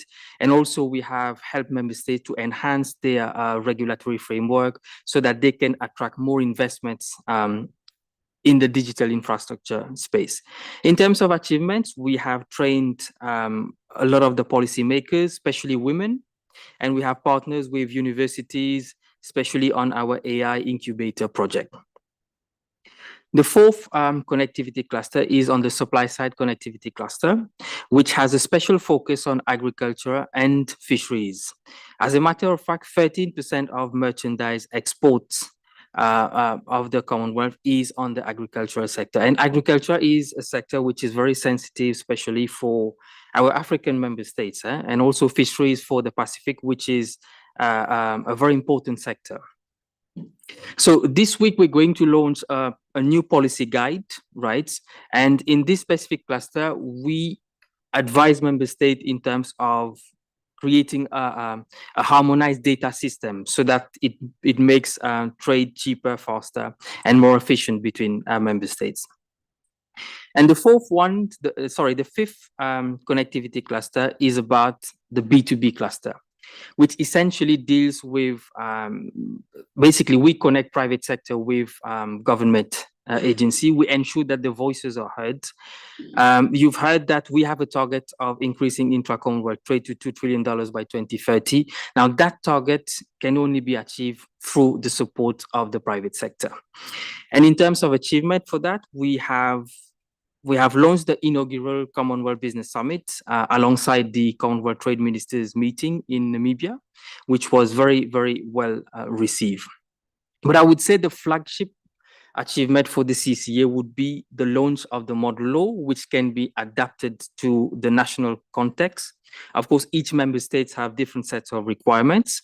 So that's for the achievements. And in terms of lessons, I would say generally it is very important to look at the local context, right? We do not believe in one size fits all approach.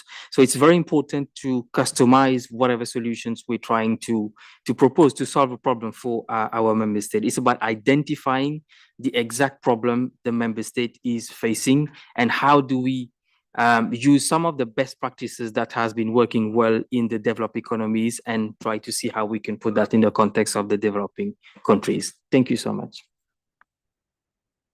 Thank you, Rajiv. Can I ask just a quick follow-up question on whether, because of the membership of the Commonwealth Secretariat, you also deliver this mandate by working with some of the organizations represented here, like PIPS or CARICOM? Thank you so much. Yes, absolutely. We work very closely with a number of international organizations, the likes of UNCTAD, CARICOM, PIPS, and also a lot of the private sector institutions as well, Chamber of Commerce, the COMESA Business Council. So we are very, very open in terms of partnership opportunities. And in fact, the success of many of our projects have been attributed due to the fact that we have partnered with a number of institutions. Thank you, Rajiv. And I'd like to turn now to the Caribbean. And thank you, Secretary General Barnett, to agree to be on this panel. So given the challenges that we all know of the Caribbean connectivity, scale, regulatory harmonizations among different countries, how, according to you and CARICOM, can digital trade and e-commerce be accelerated to strengthen what I believe is the mandate of CARICOM, the regional economic integrations? Yes, thank you very much for inviting us to be here. Before I begin, I just want to say very briefly what CARICOM is, because when we understand what it is, then we get a better picture of the challenges. We're talking about a total population of about 16 million people, 11 million of whom is in our member state of Haiti. The other 5 million spread across very small island states or low-lying coastal states from Belize through to Guyana and Suriname. So we're not talking about a lot of people, we're talking about a lot of sea and some land area. And the truth is, in small countries, as it is in small business, the per capita cost of investment is that much higher. So talking a little bit about the specific questions that you asked. When we're talking about accelerating digital trade and e-commerce in the Caribbean, particularly among CARICOM countries, the issues of connectivity, of scale in particular, and of regulatory challenges rise to the surface very quickly. Expanding high-speed internet access and mobile connectivity is critical if we're going to talk about fair and inclusive digital access across and within all countries, if we want to enable local businesses to participate in e-commerce platforms effectively. Without that investment, we're going to be staying behind. We're talking about investment in digital infrastructure, broadband, 4, 5, and 6G networks, information and communication technology resources, and ensuring fair distribution across and within member states. Establishing regional regulatory harmonization frameworks covering issues such as data privacy, cybersecurity, digital transactions, and consumer protection are all essential if we are going to be creating a predictable environment for cross-border trade. In all this, the awareness of AI, the opportunities, the challenges, the risks also have to be taken into account. So it's a very complex environment that we're dealing with among a group of 15 member states that together 16 million people. And we say that all the time because the Caribbean region and CARICOM in particular, sometimes because we are so small and we're in a particular geographic zone, we sometimes get forgotten. So we want to be sure that we are not in the background in this, because we do need to treat with all of this if we're going to be able to have our citizens participate effectively in the global e-market that's growing. Internally, there's a need for us to strengthen capacity building initiatives which focus on digital literacy, on entrepreneurial skills, technical training to further strengthen micro, small, and medium-sized enterprises to innovate. And I say further, because in the Caribbean area, in CARICOM countries, during the COVID pandemic, we saw a rapid increase in the use of information technology to market, deliver, reach customers, setting a platform on which this can grow. And we've seen some of it growing across our region, but there are issues that we need to treat with in order to ensure that adequate access to technology, to the platforms necessary, to the speed and efficiency of internet access in order to ensure that all of us, whether we're on the coastline, on the beaches, or in the rural areas, can access technology in the way we need to. Public and private partnerships are important to establish cross-border digital platforms, which can facilitate seamless trade, which can help to remove barriers and can encourage innovation. Essentially, we're talking about private sector investments in a stable and predictable public policy environment. So that's the context in which we're trying to develop this sector. International organizations and regional partners can help us to support these efforts, whether it's through targeted funding, whether it's through technical assistance, and providing access to technology, which is critical. These are some of the issues that we're seeking to address in order to enable our countries to fully partake in the digital economy, creating more opportunities for regional and global trade and for economic growth for everyone. Thank you, Secretary General. And I'm going to maybe echo some of the comments you had by focusing now on the Pacific Island and the Pacific Forum, because I believe some of the barriers we have heard from Secretary General Barnett on the Caribbean may also apply to the Pacific, maybe on a greater even extent. So, but in that context, digital tools have the potential to turn isolation into connectivity, creating opportunity on trade and services. And as you know, Excellency, Pacific is very close to my heart for the work that we've done since 2016. So I'd like to understand from you, Ambassador Alemaka, how can the digital economy help small island developing states like we have in the Pacific overcome the challenges that we've also heard from Secretary John Barnett on remoteness, on a scale, to participate more effectively in trade? Because in the end, this is what we want. We want more regional trade. Over to you, Excellency.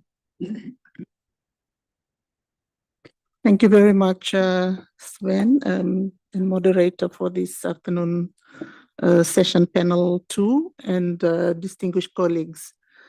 And thank you for the important question that you posed.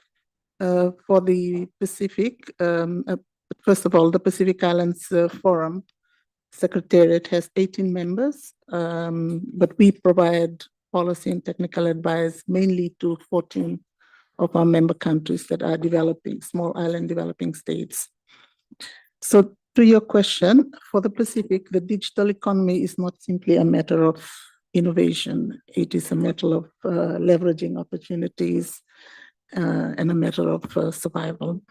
Pacific small island developing states face persistent challenges, and these challenges have been echoed by the Secretary General of CARICOM earlier. And they include geographic remoteness, small and dispersed populations, high transport and trade costs, and exposure to climate shocks. These structural factors make regional and global trade difficult and expensive. However, digital transformation offers a pathway to overcome these very constraints. And allow me to highlight three key opportunities that can be used to support regionalism and beyond, as well as overcome obstacles that we collectively face as a region. The first, we consider digital platforms can reduce the tyranny of distance. For all of the Pacific Island countries, our private sector are predominantly micro, small, and medium enterprises. And for many of our MSMEs, reaching customers outside the islands historically has been prohibitively low, costly. Today, through e-commerce platforms and digital marketing, a handcraft maker in Kiribati, for instance, or a farmer in Tonga can access regional and even global markets. Digital channels enable Pacific entrepreneurs to connect directly with customers and reduce dependence on traditional costly intermediaries. For instance, through one of our regional initiatives, the Pacific eBiz, short for eBusiness Plus program, we are supporting micro and small and medium enterprises to access online marketplaces, improve their logistics arrangements, and expand their digital payment options. These interventions are already helping Pacific entrepreneurs in areas such as handicrafts, tourism services, and niche agricultural exports to new markets. Second, digital solutions reduce trade costs.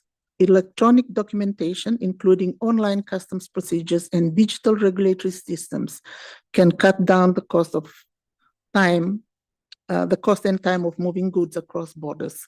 For small island economies where every additional step adds cost, this is transformative. And digital trade facilitation directly enhances our participation in regional value chains. The third, digital transformation opens the door to inclusion. Women, youth, and remote communities who are often left out of traditional economic activity can now find new opportunities in the digital economy. For example, digital entrepreneurship programs are already showing how women in the Pacific can leverage online tools to expand their businesses, reach new markets, and contribute to household and community resilience. However, these opportunities are meshed by obstacles. We understand that e-commerce requires the establishment of an ecosystem. Internet connectivity, while improving, remains uneven and costly. Digital literacy and skills gaps persist, particularly in rural areas. Pacific businesses face limited access to finance to invest in digital technologies.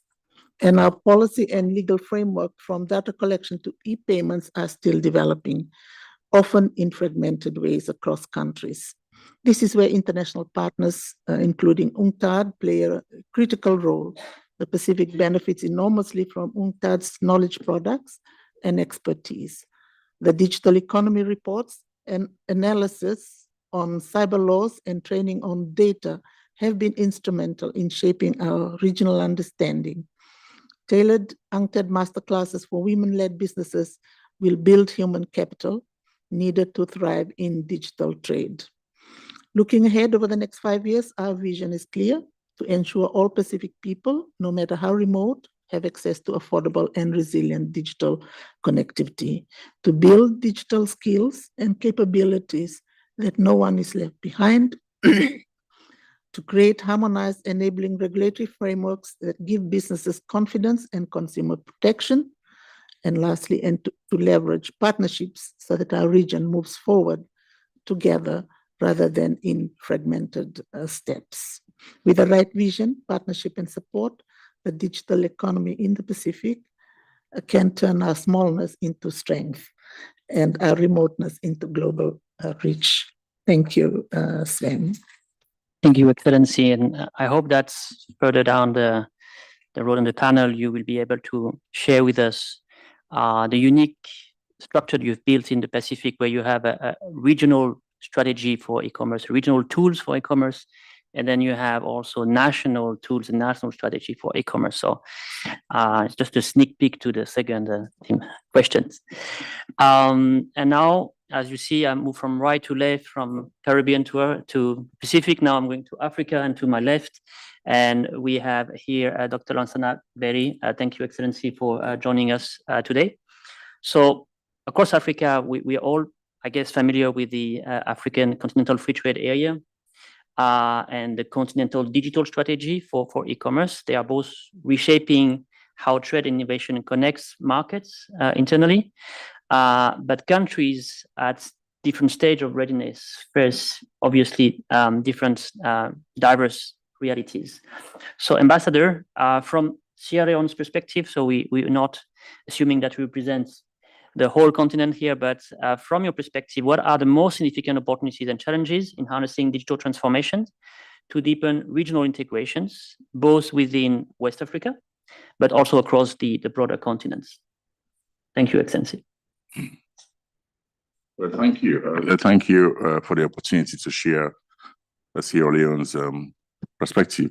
And I'm sure I'm here only because last week we released the first African Free Trade Area Readiness Report with respect to digital commerce. And that is the first African country to do so. And unlike the Caribbean or the Pacific, we don't have the problem of numbers. Within the African Free Trade Area alone, the population is around 1.5 billion. Within West Africa, the ECOWAS zone, we have had at least 3 defections recently. It was 469 million, reduced now because of the defection to 424 million, which is still a very large number. And Sierra Leone alone, we are close to 9 million. Small, and we are one of the very smallest. But we do have many problems with respect to overcoming some of the digital problems. But there are also great opportunities in numbers as well as in the free trade area that we have. ECOWAS alone is a free trade area already existed for many years. And now we have the continental area, which is huge. And for us, digital transformation is more than technology. It is a cornerstone of national development and regional integration, which is why, as I mentioned, this very small economy, LDC, actually, we are the first in Africa to do this report for AFTA. We believe it leads to inclusive growth, competitiveness, and stronger participation. in the continental free trade area. The potential of transformation is actually quite evident. Digital platforms and e-commerce enable our SMEs to reach customers across West Africa and the broader continent. Fosters job creation, supports startups, and drives innovation. Digitizing customs, and that is one major area, and I'll have to talk about that quite briefly. I was recently in Sierra Leone, and already I think there is a kind of revolution in how this digital commerce happens, and it was very surprising to me. I thought I was actually quite old now. A few years ago, you'll never have thought of it, but I took some goods out, some actually quite nice things as a gift for a friend. Another friend saw it. I said, "Well, can you give me?" And I said, "Well, I don't have them." And he just uses Google and then saw this thing and ordered it via Alibaba, and within 4 days it arrived, and that was very shocking to me. So it seems to me a lot of this kind of trade is going on, but it is not regulated. And that is a massive problem. A lot of forex goes out. Customs are not prepared to handle this problem. And so if readiness, e-commerce readiness is not done, and we've been talking to UNCTAD for several months now, and they've actually offered to assist us, it will be a very massive problem for us. Because a lot of the goods that are traded by e-commerce are not goods that we produce. So you're having this money foreign exchange flowing out, and there's no system of customs to catch them and tax them. So the AFTA's digital trade protocol, as currently being discussed, will provide predictable, harmonized framework beneficial for small economies like ours. And AFTA, as I say, is African Free Trade Area. A lot of the trade also goes beyond Africa. But if we can regulate something within the African continent, that's massive. It's really huge. So, and let me now talk about the challenges that we do have that limit our ability to fully leverage digital technologies and realize the economic benefits. I'm under 5 minutes, right? There are massive connectivity gaps, particularly in the rural areas. A very large percentage of our people do not have access to electricity. That's a very massive problem, let alone internet. If you look at the global Findex database 2025, a very small percentage of adults in Sierra Leone have engaged in online shopping, but that's great. And the attraction is massive, and you'll get more people, whatever imagined that we have, doing it. So now the problem is, because government is not actually getting money from this kind of trade, because customs is not, we are not prepared to handle it yet. Financing digital infrastructure remains a critical barrier. Securing the necessary investment for its expansion continues to be a very significant challenge. And in terms of digital skills, a significant portion of our population, especially in rural areas, lacks the necessary literacy to engage effectively in that economy. When I got invited to this panel, the Minister of Trade should have been here, but there are conflicting schedules. I spoke to him, and he told me that it's really absolutely important, and that the government takes it very seriously because of the huge potential, but also the huge potential pitfalls with respect to our readiness to be able to profit from it. And so we're looking forward to UNCTAD. As I say, we've started a conversation, and we'll continue to do so. Thank you. Well, I guess we have some UNCTAD representative in the room. I guess they've heard the message, I hope. And thank you, Ambassador. And finally, in our trip around the world, we are ending in Asia. For Asia, we thought that's who to invite: ASEAN, APEC, ADB, the RCEP. But we actually concluded that maybe we should hear something different from an organization that it may be less renowned in Geneva, but very famous in Asia, because of the work that ERIA is doing. And I hope, Julia, you will tell us a bit more about what is ERIA. But the question to you is, like, ERIA is doing policy, research, capacity building, incubations to bridge this digital divide, and especially focusing on least developed countries from the region you are focusing on, Cambodia, Laos, Timor-Leste, for instance. So can you tell us a bit more about like the work that ERIA is doing in that context on bridging the digital divide, fostering regional integration with your membership? Thank you, Sven. It's a great. I hope that the other organization you listed won't be too angry after your question was asked. But let me reassure you, we work a lot with all of them, with ADB, with the ASEAN Secretariat and ASEAN at large, and we were very much involved in the negotiation of RCEP. ERIA stands for Economic Research Institute for ASEAN and East Asia.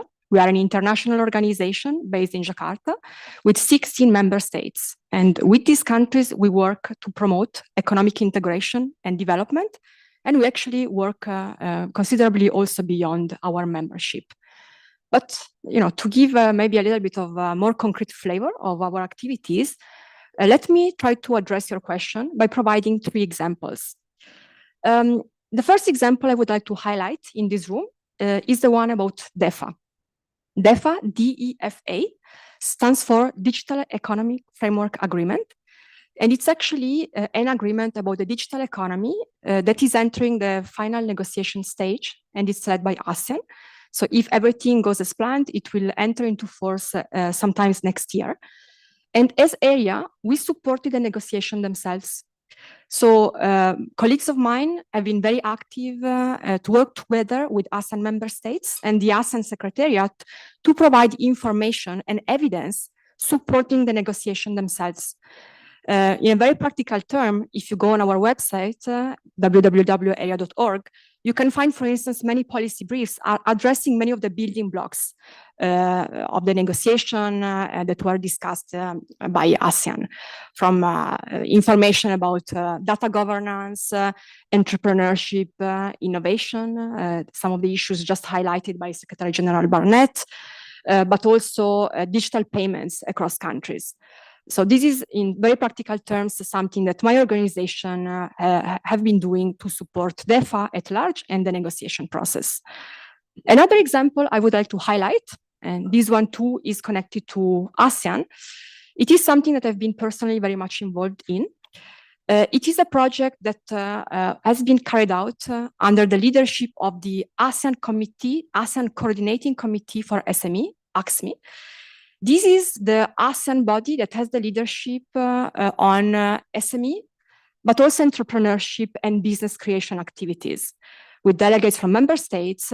And through ERIA, we have been supporting an activity whose title is Deep Tech Startups for Sustainable Development. And this activity has been carried out by ACSME at ASEAN +3 level. So ASEAN member states, together with China, Korea, and Japan. And it was Korea, actually, the country, in a sense, coordinating the activity, also in terms of budget. We published a report, and there's a platform now active, so you can go online and look for ASEAN+3.org. And this platform was actually established to really investigate and showcase the nexus, the relationship between innovation, startup creation, and the sustainable development goals. And I'm also very proud to share that since the publication of the report, I've been contacted by many innovation ecosystem builders and players outside Asia. I've been in touch with one of the leading incubators in Turkey. I've been discussing with a number of African players, and more recently with actually an expert that is in touch with the Commonwealth Secretariat, because some of the findings and the messages contained in this knowledge product resonated deeply with a lot of stakeholders worldwide. The third example, I have to give these examples because we are here, is what we consider a very fruitful and effective collaboration that we're actually, we keep it developing and growing with UNCTAD under eTrade for Women. If you were here before in the first panel of this session, I think you have already heard about eTrade for Women from the fantastic speakers, the two entrepreneurs that were here, and also the research report. But we have been collaborating with the eTrade for Women team for a long time. We already organized a number of master classes in Delhi, in Malaysia, and we will be organizing another one in the Philippines in November. In addition to the master classes, we've also supported this growing community of women-led businesses through some community gatherings, for instance, in Jakarta. And again, we hope to continue these collaborations because I've been really witnessing how often women entrepreneurs come to us to tell us that they really value the networking, they value the lessons, they value this community building. More recently, I just forgot to say it, we were also very happy to support the travels of women entrepreneurs active in the circular economy from Indonesia to travel to Switzerland to pitch in front of potential investors. And we received enthusiastic emails from these entrepreneurs because for her it was a great opportunity to pitch in front of a community of investors that is outside her home country, and also to liaise with entrepreneurs, but also ecosystem builders in another context. And I need to conclude by saying that I'm very jealous about the study that eTrade for Women did on Africa. So I really hope that we can think about something similar on Asia. Thank you, Julia. And thank you, UNCTAD, for the eTrade for Women. So we've heard about the challenges, the opportunities, the barriers, the different sizes, some of the initiatives that have been developed and implemented in all the different regions. But I think what's important as well, and one of the objectives of this panel is also to learn from each other. Like what type of tools, or as Julia was mentioning, your respective organization have developed for your membership, but also maybe for the greater developing community. So the second round of questions would be about moving from the policy, the visions, the framework to actual practice, concrete roles, concrete actions, programs on the ground that have worked or may not worked. So the key question I want to ask the panelists is how your organization institutions translate this digital policy, the free trade agreements, for instance, into practical solutions that would strengthen the regional integrations in your respective region. So I'm turning to Secretary General Barnett for the CARICOM. And the CARICOM single ICT space, the digital resilience agenda have been really key enablers for integration in the Caribbean region. So how are you helping, as an organization, how are you helping the member states operationalize digital transformations to create tangible benefits for trade and regional resilience? Okay, thank you very much for that question. Across the CARICOM region, the digital divide continues to pose a major challenge, particularly in our rural, remote areas. And addressing this is crucial to ensuring that all of us have equal access to digital opportunities and can participate in regional and global digital economies. CARICOM, through the Secretariat, actively supports member states in operationalizing digital transformation through several initiatives targeted at enhancing regional integration, trade resilience, and regional digital infrastructure. And the Secretariat also facilitates strategic partnerships and technical assistance through our relationship with international development partners. CARICOM heads of government approved the development of a CARICOM single ICT space in 2017. This single ICT space is seen as a parallel to the CARICOM single market and economy, and as the foundation for the CARICOM digital economy. Work continues to go on implementation of the single ICT space. This work is complicated because we have national level communication companies, telephone companies, IT companies in each member state. And we have regulatory bodies in each member state. And so it's an attempt to create some level of harmony among them. The policies and the strategies to guide transformation are in development. In the public and in the private sector domains, we see things happening. We see development and use of mobile money platforms in different countries. We see governments modernizing e-government portals, making services more readily available to citizens. And we see digital marketplaces for services to support businesses and citizens, and all of this is proceeding apace.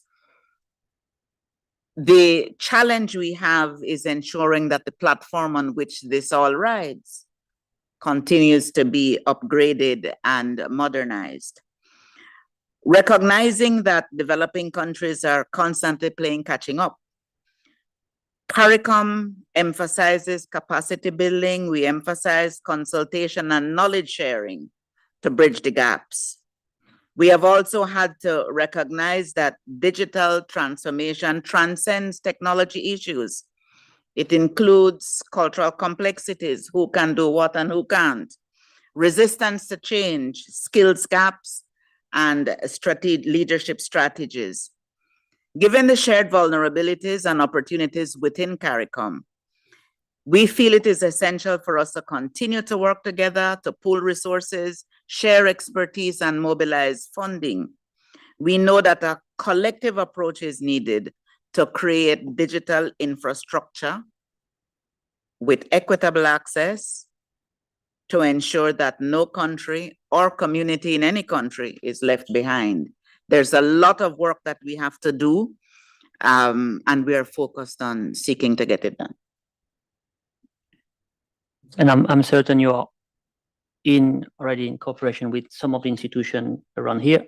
Of course, UNCTAD, who I think launched an eTrade readiness in Trinidad and Tobago not long ago, and other pending assessments. So I hope it's just the beginning of a cooperation.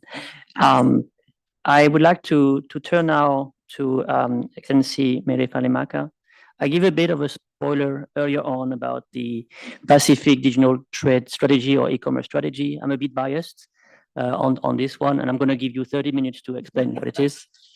But if you only had 5 minutes, could you explain to us what tools have you developed out of this Pacific e-commerce strategy, which itself is part of the Pacific Aid for Trade strategy that you have? So one of the pillars of the Aid for Trade strategy is e-commerce.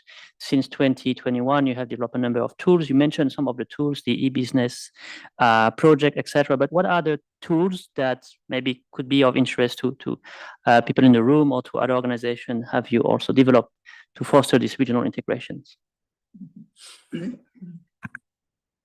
Very much, Mr. Moderator, just on the point that you made, yes, the Pacific Island Forum has a Pacific Regional E-commerce Strategy and Roadmap, which it is implementing and coordinating for the Pacific member countries.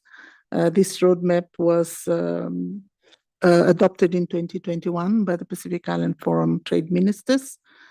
And this strategy provides us with a shared framework to unlock the opportunities for digital trade and also to address the very real challenges that the Pacific countries face in e-commerce. We have focused on, the Pacific has been focused on moving from vision to action through this strategy.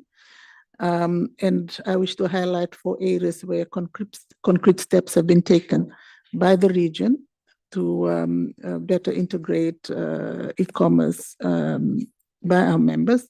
The first is through governance and coordination to ensure that all actors are aligned and working together in the region. We have 2 levels of intervention.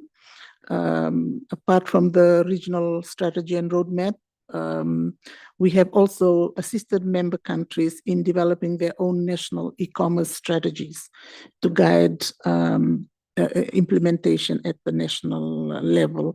So the coordination between the national and regional integration can be more aligned. The second level of intervention is we established 2 formal subcommittees under Pacific E-commerce Committee, one for the private sector and one for development partners. It is important that we integrate the private sector in the policies and strategies that government adopts because of innovation and technology and the fact that e-commerce is always evolving. So this is an aspect of importance in the overall governance and coordination of our strategy. The second is through monitoring and accountability. We have established a monitoring and evaluation framework, and each year the Secretariat collects data from members and partners and publishes an annual M&E report or monitoring and evaluation report, which covers the strategy's 7 key priority areas, from infrastructure to regulatory frameworks to access to finance in e-payments to digital skills and so forth. And this gives us a clear picture of where progress is made and also where there are gaps for additional investment. And the third area is alignment of development partner support. We have been fortunate to have strong engagement from our partners, such as Australia, the European Union, South Korea has joined recently, the Commonwealth Secretariat, UNCDF, UNDP, UNCTAD, and many others. To strengthen coordination, we launched the Pacific E-commerce Alliance in 2023, mirrored on the UNCTAD E-commerce Alliance. This alliance brings together development partners who have made voluntary commitments to better align their programs and resources in support of the Pacific digital economy. So it's a coordination mechanism between our regional strategy and our development partners and donors. The fourth and final, the practical regional and national programs. This is where impact is felt most directly. We are beginning to see developments in connectivity and uptake, for example, and thanks to a combination of legislation, promoting competition, investments in ICT, infrastructure, and adoption of new technology, the average cost of internet in the Pacific has fallen by 60%, from $42 per 2 gigabytes in 2014 to around $17 today.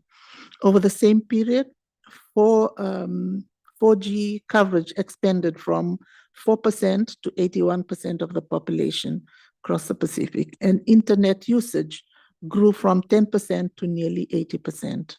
These, in our view, are transformative shifts that create the foundation for e-commerce. At a programmatic level, the tools that we have created include this EBIS program for the Pacific. It is a training tool which combines coaching and grants to assist the businesses go online. And over 100 MSMEs have been trained in 4 of our member countries, 5, which include Micronesia, Niue, Tonga, Tuvalu, and Vanuatu. The second tool is the new digital solutions emerging across the region. Samoa's Maua app and Fiji's Shihu platform represent the first regional e-commerce marketplaces, while the Cook Islands Smarty app is showing the potential of super apps that combine payments and product purchases on a single platform. So on mobile money, integrating 2 digital wallets, making small cross-border payments or transactions possible between Fiji and Vanuatu, while also improving consumer and e-commerce experience, is an example that has recently emerged. On the regulatory front, countries are putting in place the necessary framework with UNCTAD support.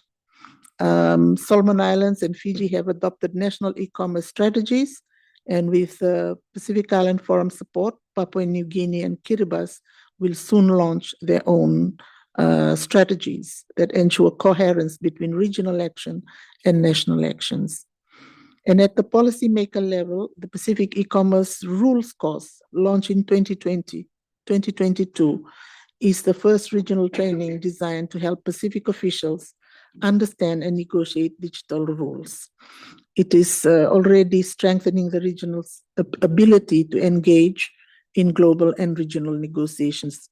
Taken together, these initiatives, the governance mechanisms, the monitoring framework, and the alignment with development partners, as well as the concrete programs on the ground, demonstrate that the Pacific is moving decisively from strategy to implementation. Of course, challenges remain: connectivity gaps, digital gaps, skills shortages, and access to finance are still major obstacles. But we now have the institutional architecture, the partnerships, and the momentum to tackle this systematically. Thank you. Thank you, Excellency. And what's quite remarkable is that this started actually in 2017. The Pacific E-commerce Initiative was launched with UNCTAD and the WTO support, and of course the Pacific Island Forum Secretariat in 2017. And since then, you have been able to develop all these different tools. So, hat off, I would say, congratulations on this. I'm going to turn now to you, Julia, and you've mentioned a few support that you provide on the DIFA, on the ASEAN Coordinating Committee for SMEs. What I'd like to understand, given the focus of this panel, is how all these tools, or how do you take, for instance, the commitment under the DIFA that you mentioned, which is about integration between the older member and the younger member of ASEAN. How do you use the DIFA commitments in the work of area? How do you translate it into project, initiative, training, other tools? So beyond the work of area, which is think tank, research, etc., how you make sure that action impacts are delivered on the ground? Question, but I mean, I will try. So you took a specific example, but maybe let me try to provide an answer more in general. So the reason why we do our analysis, research, is to provide insights and lessons to policymakers and ecosystem builders at large, let's say. So I provided before a couple of examples. Maybe let me try to address the question also by providing more. Another example is this one that I really like because I think it's very powerful. A little bit more than 1 year ago, we launched another initiative that is about actually thinking and conceptualizing the relationship between the WPS agenda, the Women, Peace and Security agenda, with what we call WDE, Women in the Digital Economy. So we are currently, as I just said, developing a conceptual framework, but we want to translate the conceptual framework into policy messages and policy advices so that policymakers from ASEAN and potentially also beyond, they have a sort of toolkit or they know how to address certain situations. I can't share a lot about this analytical piece of work because it's still ongoing, thanks also to, let's say, the strong support from Japan. But the conceptual framework is being developed, it's in in its final stages, and we are now about to complete case studies on Cambodia and the Philippines. And then hopefully, if everything goes as planned, we will try also to cover Indonesia and Timor-Leste. But once again, we won't write a report just for the sake of it. Everybody is happy to have, their names, somewhere in it. But the idea is really to highlight lessons, also to, share lessons across different countries within ASEAN, but potentially also between countries in ASEAN or Asia at large and other regions in the world. So that's what we call policy dialogue because we believe it's very important. But because, you put me on the spot on this, maybe let me try to go even beyond Asia and highlight what we are doing at G20 level. So obviously we are in Jakarta. For us, Asia is extremely important. It's the region we belong to. But nevertheless, we also very much believe that to support the policymakers we're working with, but also various players. I do want to work on innovation ecosystems and to provide meaningful support to entrepreneurs or also ecosystem builders at large. We need to help them to connect with peers, with other players around the world. And this is why for us, the work under G20 is also very important because we manage to learn from other countries and use these messages and learnings for ASEAN, but also to bring the lessons of ASEAN to other regions in the world.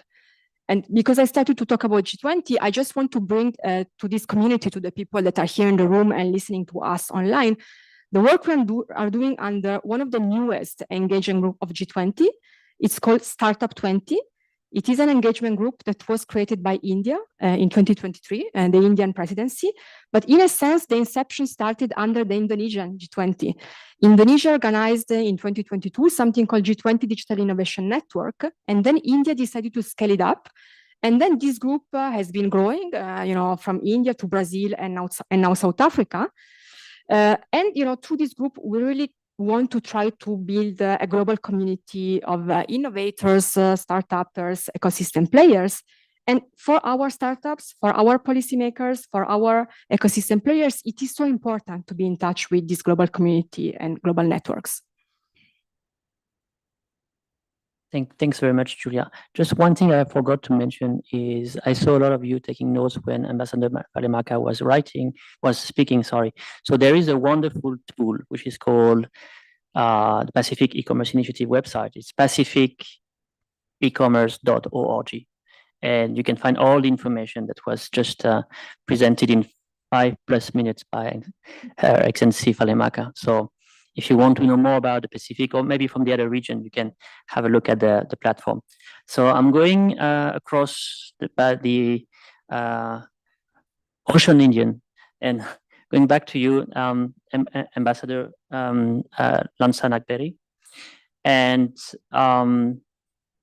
we talk about the regional strategies, the e-commerce regional strategies, but most times the strategy are realized or operationalized through national strategies. And you mentioned the e-readiness, the readiness for the African Continental Free Trade Agreements that you just launched recently. So I want to know what concrete steps Sierra Leone is taking through national strategy, diagnostic, partnership, or regional initiative to turn digital transformation policies into, again, tangible outcomes for regional integration. So from Sierra Leone to the rest of the continent. Yes, I mentioned the launch of the readiness report on the 14th of October. I should have mentioned that it happened alongside the updated National Trade Strategy 2024-2030. That's to say that this is well embedded within our own national development framework. It's not just piggybacking on something. As I said, we are the first to do it in Africa. And it flowed from our own national strategy. It is to underscore our commitment to focus on from policy to practice, really, which guides our implementation strategy. Our focus is on empowering women and youth. That has been the central part of our governance framework for the past 5 years or so, or 6. Strengthening regional value chains, and that is extremely important because we are within a very broad region, the free trade area, and creating an enabling environment for private sector growth, ensuring that digital transformation translates into tangible economic and social impact. Our national trade strategy, which I mentioned, we launched alongside the readiness report, expands a broadband, develops e-government services, and promotes digital entrepreneurship. The national strategy also includes a digital trade chapter aligning with the AFTA frameworks and enabling paperless trade. That's increasing, really. Digital IDs, e-registration, and automated customs make trade faster and more predictable. These are all we're work in progress. We have a strong partnership with the UNDP, the World Bank, and with the Commonwealth, build digital skills for youth and women entrepreneurs. We are one of the members of the Commonwealth. So, and we are quite active there. We have within the broader region. Our policies, of course, aligns with after digital trade and readiness assessment. We engage with ECOWAS, broader ECOWAS within the sub-region to promote cross-border digital interoperability. We leverage this same Commonwealth connectivity agenda for best practices and partnerships. In the coming years, Sierra Leone's focus will be on implementation and partnership, building the infrastructure, the skills, and the regulatory frameworks to ensure that no one is left behind. I mean, that's I know that's a cliche now, but we do mean it. Digital transformation is a bridge connecting our entrepreneurs to continental markets and Africa's shared, hopefully Africa's shared prosperity. As I see, we are in a continent of over 1 billion, 1.5 billion, and growing, youthful, vibrant. We still have serious developmental challenges, but the potential is very massive. And because of AFTA, and it is bound to rebound on all of us. Thank you very much. Thank you, Ambassador. So we're coming to the end of the second round of questions. We actually went around the world twice in 90 minutes, no less than 90 minutes, not too bad for a late panel. So I want to end the second round with you, Rajiv, from the Commonwealth Secretariat. So recently, wherever I go, Namibia, Jamaica, the Pacific, there's always someone from the Commonwealth Secretariat supporting digital integration, digital trades. It can be on the law reform, on the ICT connectivity. So I think it was fair to just end with you as a cross-regional, as a global organizations to understand, in addition to what we've heard from all different regions, what is it that you're bringing to your members to foster this connectivity agenda that you described in the first round of questions? Over to you, Rajiv. Thank you, Sylvain. So as we've heard yesterday, members are navigating complex challenges ranging from disrupted supply chains, digital divide, market access, rising freight costs, etc. So to respond more efficiently towards the needs of our member states and to focus more on concrete actions, we have developed a new strategic plan themed on building a more resilient Commonwealth. And there are three central priorities for this new strategic plan, which is built on democratic resilience, economic resilience, and environmental resilience. And there's also four special focus areas. The first one is on youth. As a matter of fact, the population of the Commonwealth is about 2.7 billion, and 60% of the population of the Commonwealth are under the age of 30. And the second one is about gender, particularly for vulnerable countries and SIDS economies. Talking about SIDS, 33 out of the 42 SIDS countries are members of the Commonwealth. And also MSMEs, 80% of the businesses in the Commonwealth are MSMEs. So that is something very, very important for us. As you know, MSMEs are the engine drivers of economic growth and, of course, job creation as well. So trade and investment is at the center of this new strategic plan, and digital trade has a very, very important role to play to help us achieve our objective. So from a digital trade perspective, what are the concrete measures that we have done at the level of the Commonwealth Secretariat? I would probably say it is the launch of the model law. The Commonwealth Model Law on Digital Trade with an implementation guide has provided a ready-to-use legal framework for electronic transactions, data flows, digital identities, and e-signatures as well. So these tools accelerate harmonization by allowing members to adapt to a vetted template rather than starting from scratch. Of course, establishing common standards for data flows, e-signatures, cybersecurity, digital payment, all this will unlock seamless trade opportunities, spur regional value chains, and of course, accelerate inclusive digital adoption. So what exactly do? We deliver tailor-made technical assistance and peer-to-peer learning. We conduct customized needs assessment for our member states. We review the existing regulatory framework for countries. We look at things like cybersecurity laws, data protection laws, e-commerce, payment systems, and also consumer protection. And then we identify what are the gaps, and then we also provide recommendations. And of course, the final phase would be about the implementation phase. So far, we have piloted in a few Pacific countries. We'll be doing the next phase in the Caribbean countries, and of course, following on will be African countries. So through dedicated programs, the Secretariat offers policy diagnosis and benchmarking against global standards, such as the UNCTAD model law on electronic transferable records. And also we do in-country workshops for regulators, custom officials, to try and see what we can do to help the member state in terms of making their frameworks more easy for trade. And we found that small states are the biggest winners when it comes to digital trade. So essentially, we're helping member states to transition towards paperless trades, and our research shows that full implementation of digital trade framework across the Commonwealth could generate up to $1.2 trillion in efficiency and growth gains, including $90 billion in additional intra-Commonwealth trade.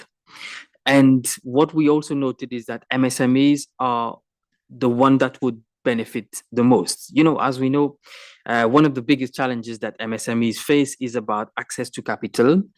The problem is not about availability of capital. There is plenty of capital, but the problem lies in terms of how do banks and other lenders, even fintech companies, are able to measure the risk so that they can offer capital.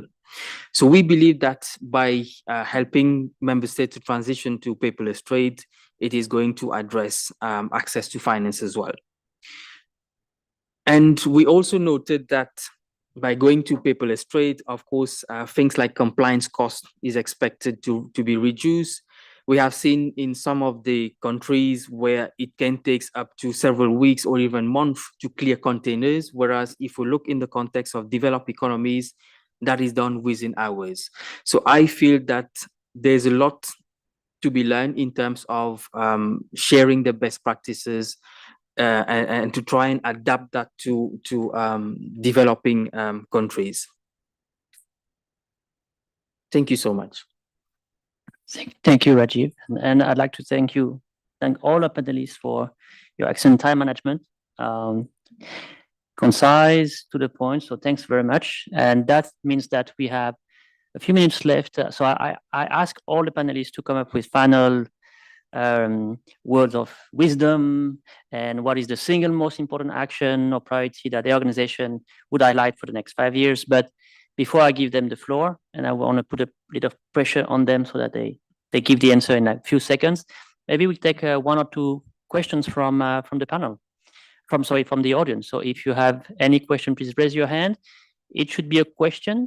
It should not be a comment or marketing or presenting a program. So I have a lady in the back, Fiorina. If you can tell us who you are, who you represent, and who your question is addressed to. Thank you. I'm a journey. I'm representing a private consulting firm and also Ovid Network, the Organization of Women in International Trade. My question goes to Secretary General Barnett, and I would like to know the type of cooperation that CARICOM has established with the European Union concerning the Global Gateway, and how digitalization in the Caribbean has also brought social development. If this is the case, can you give us an example? Thank you. Sorry, just to put in record that I congratulate my ANTA colleagues for having made the Sweet 16 and finally able to pass the driving test. Thank you very much for the question. The European Global Gateway is an important initiative. Many of our member states are working on developing projects. The evolving approach of the European Union is leading more to direct bilateral work with the member states. So we try as best as we can to keep in touch to ensure that we're working in harmony across the member states, but we don't participate in the selection of or definition of the programs themselves. I am aware that some of our member states are well advanced in project development and implementation, but we are not, I am not able to speak about those projects because we're not involved. Thank you, Secretary General. Any other question from the room? Yes, please, sir.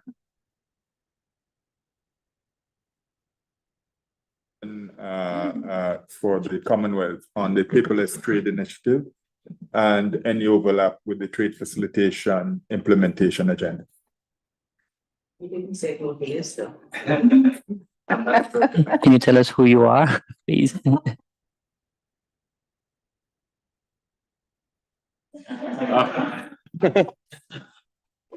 Sorry, thank you for the question. So if I understand correctly, you would like to know if there is any overlap with other works with other agencies?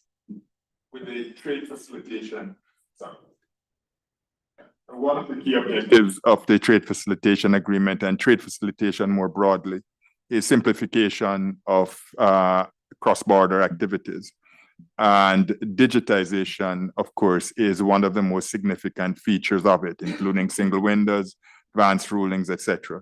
So when you mentioned paperless trade, I just wondered whether it was integrated, because a comprehensive trade facilitation implementation is supposed to encompass all activities at the border. So I was asking whether this was integrated in what you're doing, because it's quite impressive to be leading on paperless trade, but the synergies and coherence among different programs is critical for their efficient implementation. Thank you so much. Definitely, we will look into the synergies with other agencies and institutions as well. And this is something that will be taken into consideration. But you will also appreciate that this is something fairly new, and it is at a very early stage, I would say. We're still in the phase of piloting, testing, and gathering feedback from member states to see what is working, what is not working, and all that. And most certainly, that will be factored in. Thank you. All right. Thanks for the questions and the answers. And in the interest of time, I'm going to move to my final questions, and you will only have like 30 seconds each to answer. So instead of me giving a long monologue on all the actions, initiatives, the vision, the challenges that we've heard during this panel, I actually wanted to ask each of the panelists ask only one question, which is, looking to the future, what is the single most important action or priority that your organization, or in the case of ambassador of your country, would highlight to advance digital transformations and regional integrations? And remembering where we are and who our host is, how can UNCTAD play a role in this? How can UNCTAD could support, or other partners could support this? So you have 30 seconds each. I'm going to start with Secretary General Barnett. We'll go to Ambassador Falemaka, Julia, Ambassador Zarana, and then to Rajiv. In 30 seconds, sir. The crucial priority over the next decade is the effective implementation and integration of digital transformation, clear vision to sustainable development, and one that ensures that all citizens have the opportunity to benefit. International partners like UNCTAD can significantly support these efforts by providing targeted technical assistance, supporting high-level consultations, most importantly, delivering data-driven forecasts on emerging technologies such as AI, blockchain, 5G, and all of those things. So it's really about getting the support to access data so we can make the right decisions moving forward. Thank you, Secretary General. Falemaka, over to you. Thank you, Mr. Moderator. Yes, for the Pacific side, as we have seen, improvements are being made, as I've outlined in my presentation, but challenges remain, and for which we will need partners. And so for us, the most important thing is to ensure that we are working along with partners through the e-commerce, regional e-commerce strategy and roadmap to ensure coordination between ourselves and also our member countries on the work that remains to be done. I had outlined earlier the vision, not leaving anyone behind, ensuring that everybody has success with this in the next 5 years. So that would be our most important issue, is to call on our partners to remain engaged with us through the regional roadmap. Thank you. Thank you, Excellency. And Julia, over to you. Thank you, Sven. 60 seconds, perhaps one of our most pressing priority is to support ASEAN in its journey towards an innovation-driven, knowledge-based economy.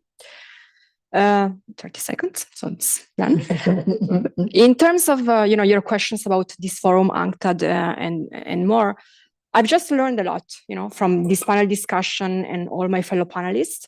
So I would say that we hope to see even more of this interregional dialogue. Even if we are operating, across ASEAN and East Asia, that doesn't mean, again, that we don't want to learn from what the Caribbeans, from the Pacific Islands, the Commonwealth, or Africa are doing. It is something that is challenging our, traditional way of thinking. It is pushing us to go outside the box and ultimately deliver better policy recipes for our policymakers. Thank you, Julia. Ambassador Perry, please. Well, simple. In 5 seconds, to reiterate the request we made to UNCTAD on the eTrade readiness assessment. We've had meetings, we have made a formal request, and we've had meetings, follow-up meetings. Currently, Sierra Leone does not have a dedicated e-commerce strategy, and developing one requires a deeper understanding of our national ecosystem, covering infrastructure, digital skills, regulatory frameworks, and business readiness, which is why this assistance from UNCTAD will be extremely, extremely valuable for us. Thank you very much. Thank you, Ambassador. And last but not least, please, Rajiv, for the Commonwealth Secretariat. Right. I would say if you want to succeed in digitalization, you have to take a holistic approach. You cannot look just at the regulatory aspect. You have to look at the digital skills, the infrastructure, the private sector, the investment side as well, for it to be successful. And the second thing I would say is, which has already been mentioned, is about exploring partnership opportunities. It's about joining forces together and also to look for collaboration with key institutions. Thank you. Thank you. You've been very good till the end. Thank you very much. I think they all deserve a round of applause from the audience. So I think we have learned a lot. I'd like to echo Julia's words in the sense that there is a lot to be learned. It's good to have access to website, document, etc. But it's also good to be able to talk to each other, to learn from each other. Yes, sir. And to learn from Torbjörn as well.